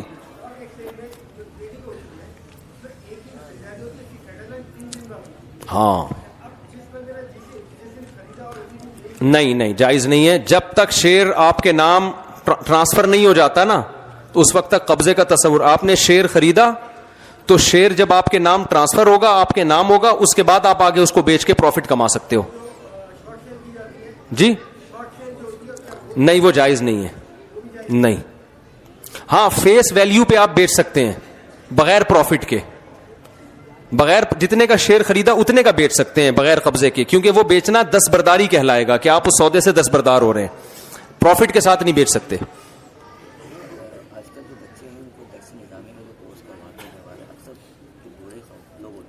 جب دو ہی ہوں گے تو اس ایک ہی کو مولوی بنا دیا تو کیا کرے گا وہ؟ 4 6 8 10 15 20 25 30 ہوں تو 2 4 کو مولوی بنا دیا, 1 2 4 کو فوج میں بھیج دیا, 2 4 کو عدلی میں بھیج دیا, 2 4 سے ٹماٹر بکوا لی, پھر سارے کام ہو جائیں گے. اسپیڈ تھوڑی سی بڑھانے کی ضرورت ہے. جی کیا کہہ رہے ہیں؟ بس آخری سوال لے لیتے ہیں ان کا. وعلیکم السلام. ہے بھائی؟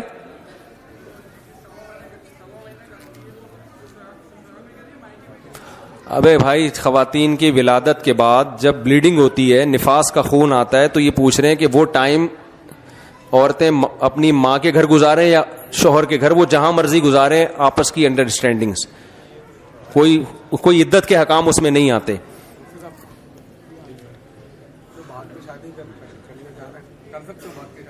بھاگ کے لڑکا تھوڑی بھاگ کے شادی کرتا ہے. لڑکی کو بھگا کے شادی نہیں کرو بھائی, کل آپ کی بھی بیٹیاں ہوں گی. جب بیٹیوں کو پتا چلے گا ہماری اماں کی ایسے شادی ہوئی تھی, گھر سے بھاگی تھیں, تو کہے گی بہترین آپشن, ابا نے ہمارے لیے راستے کھول دیے, ہم بھی بھاگیں گے. پھر آپ روکو گے کیسے اس کو؟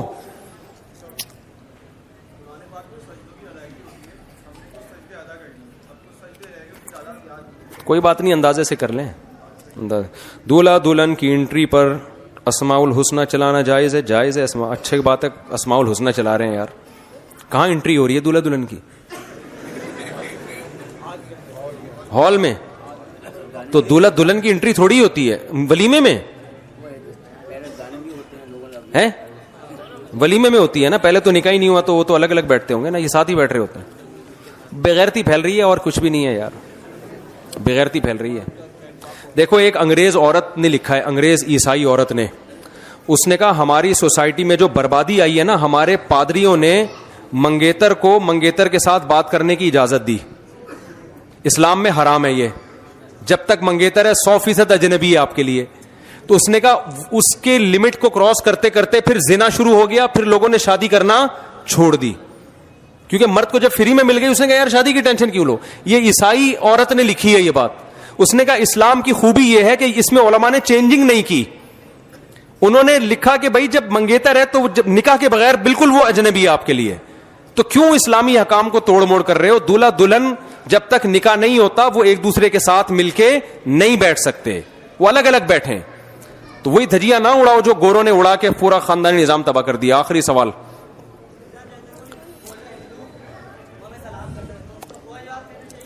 بس جواب دے دیں تھوڑا بہت جو سمجھ میں آئے اس وقت. ہے ہاں, نشے تو سارے حرام ہیں میرے بھائی. سگریٹ وغیرہ یہ نشہ نہیں ہے, نشہ کی ڈیفینیشن یہ ہے کہ پینے کے بعد دماغ آؤٹ ہو جائے. تو سگریٹ پینے کے بعد تو سیٹ ہو جاتا ہے دماغ. سگریٹ کے غلط ہونے کی وجہ نشہ نہیں ہے, صحت کا نقصان دہ ہونا, صحت کے لیے نقصان دہ, اس لیے وہ مکروہ ہے, ناپسندیدہ ہے. کیا بول رہا بھائی؟ کرپٹو کرنسی کے اطمینان نہیں ہے ہمیں اس کے جائز ہونے پر, اس میں بڑے مسائل ہیں. ہوائی چیز ہے وہ, ہوائی کسی بھی وقت سافٹ ویئر ہی مارکیٹ سے غائب ہو گیا تو بیٹھ جاؤ گے. میرے شوہر بینک میں اور اسلامی نہیں ہے, کیا میں اپنے بچوں کو حرام کھلا رہی ہوں, حالانکہ وہ خود بھی چاہتے ہیں کہ جانتے ہیں بینک کی نوکری حرام ہے اور کوئی دوسری جاب بھی نہیں مل رہی. دیکھو, شوہر کے لیے سودی بینک میں جاب کرنا حرام ہے اور وہ اپنے بچوں کو, بیوی کو حرام ہی کھلا رہے ہیں. اگر سودی بینک میں ایسی جاب ہے جس میں سود میں کسی طرح سے انوالومنٹ ہے, ایک ہے سودی بینک میں چوکیدار ہیں, وہ تو ایک الگ چیز ہے نا, وہ تو پیسوں کی حفاظت کرنے والا کام ہے. تو لیکن عورت کے لیے شوہر کی آمدن سے لینا جائز ہے. وہ تو حرام کھلانے کا گناہ ہوگا مگر عورت کو حرام کھانے کا گناہ نہیں ہوگا, کیونکہ اگر وہ جاب نہیں کر رہی ہے تو وہ ڈیپینڈ کیا کس کی آمدن پر, شوہر کی آمدن پر. اور بچے جو نابالغ بچے ہیں یا بیٹیاں چاہے وہ بالغ ہی کیوں نہ ہو, ان کا ذمہ داری باپ پر ہے. تو اب اگر باپ ان کو سودی آمدن سے کھلا رہا ہے, بیوی کو بھی بچوں کو بھی, تو بیوی بچوں کو انشاءاللہ گناہ نہیں ہوگا اس سے, لیکن شوہر گناہگار ہوگا کہ حلال کما کے کیوں نہیں کھلا رہا. سمجھتے ہو؟ البتہ جو بالغ بیٹے ہیں ان کے لیے پھر ابا کی آمدن سے کھانا جائز نہیں ہے. نکاح کے لیے جہاں پیغام بھیجا وہ بریلوی جماعت سے تعلق رکھتے ہیں اور میں تبلیغی جماعت سے تعلق رکھتا ہوں. لڑکی والے یہ اعتراض کر رہے ہیں کہ ہم نظر نیاز کو نہیں مانتے نہ ہی کرتے ہیں اور نکاح کے لیے اپنے کسی پیر حضرت سے مشورہ اور استخارہ کریں گے. آپ اس پیر کو جا کے پٹا لیں پہلے سے, بہترین طریقہ ہوتا ہے. بریلوی حضرات استخاروں کو بہت مانتے ہیں, حالانکہ استخارے میں نکلتے کچھ بھی نہیں ہے. تو آپ جا کے اس پیر کو پٹا لیں, بولے تو استخارہ نکال دے, ڈن ہے, ڈن ڈنا ڈن ہے یہ. اس کے علاوہ ورنہ وہ اوٹ پٹانگ کچھ بھی استخارہ نکال. سارے بریلوی ایسے نہیں ہوتے, لیکن بہت سے بریلوی استخارے میں کچھ بھی نہیں نکلتا ہے کہ یہاں کرو یا نہ. استخارہ تو ایک دعا ہے, بس وہ دعا ہے, جو ہوگا وہ بہتر ہو جائے گا. Thanks for watching.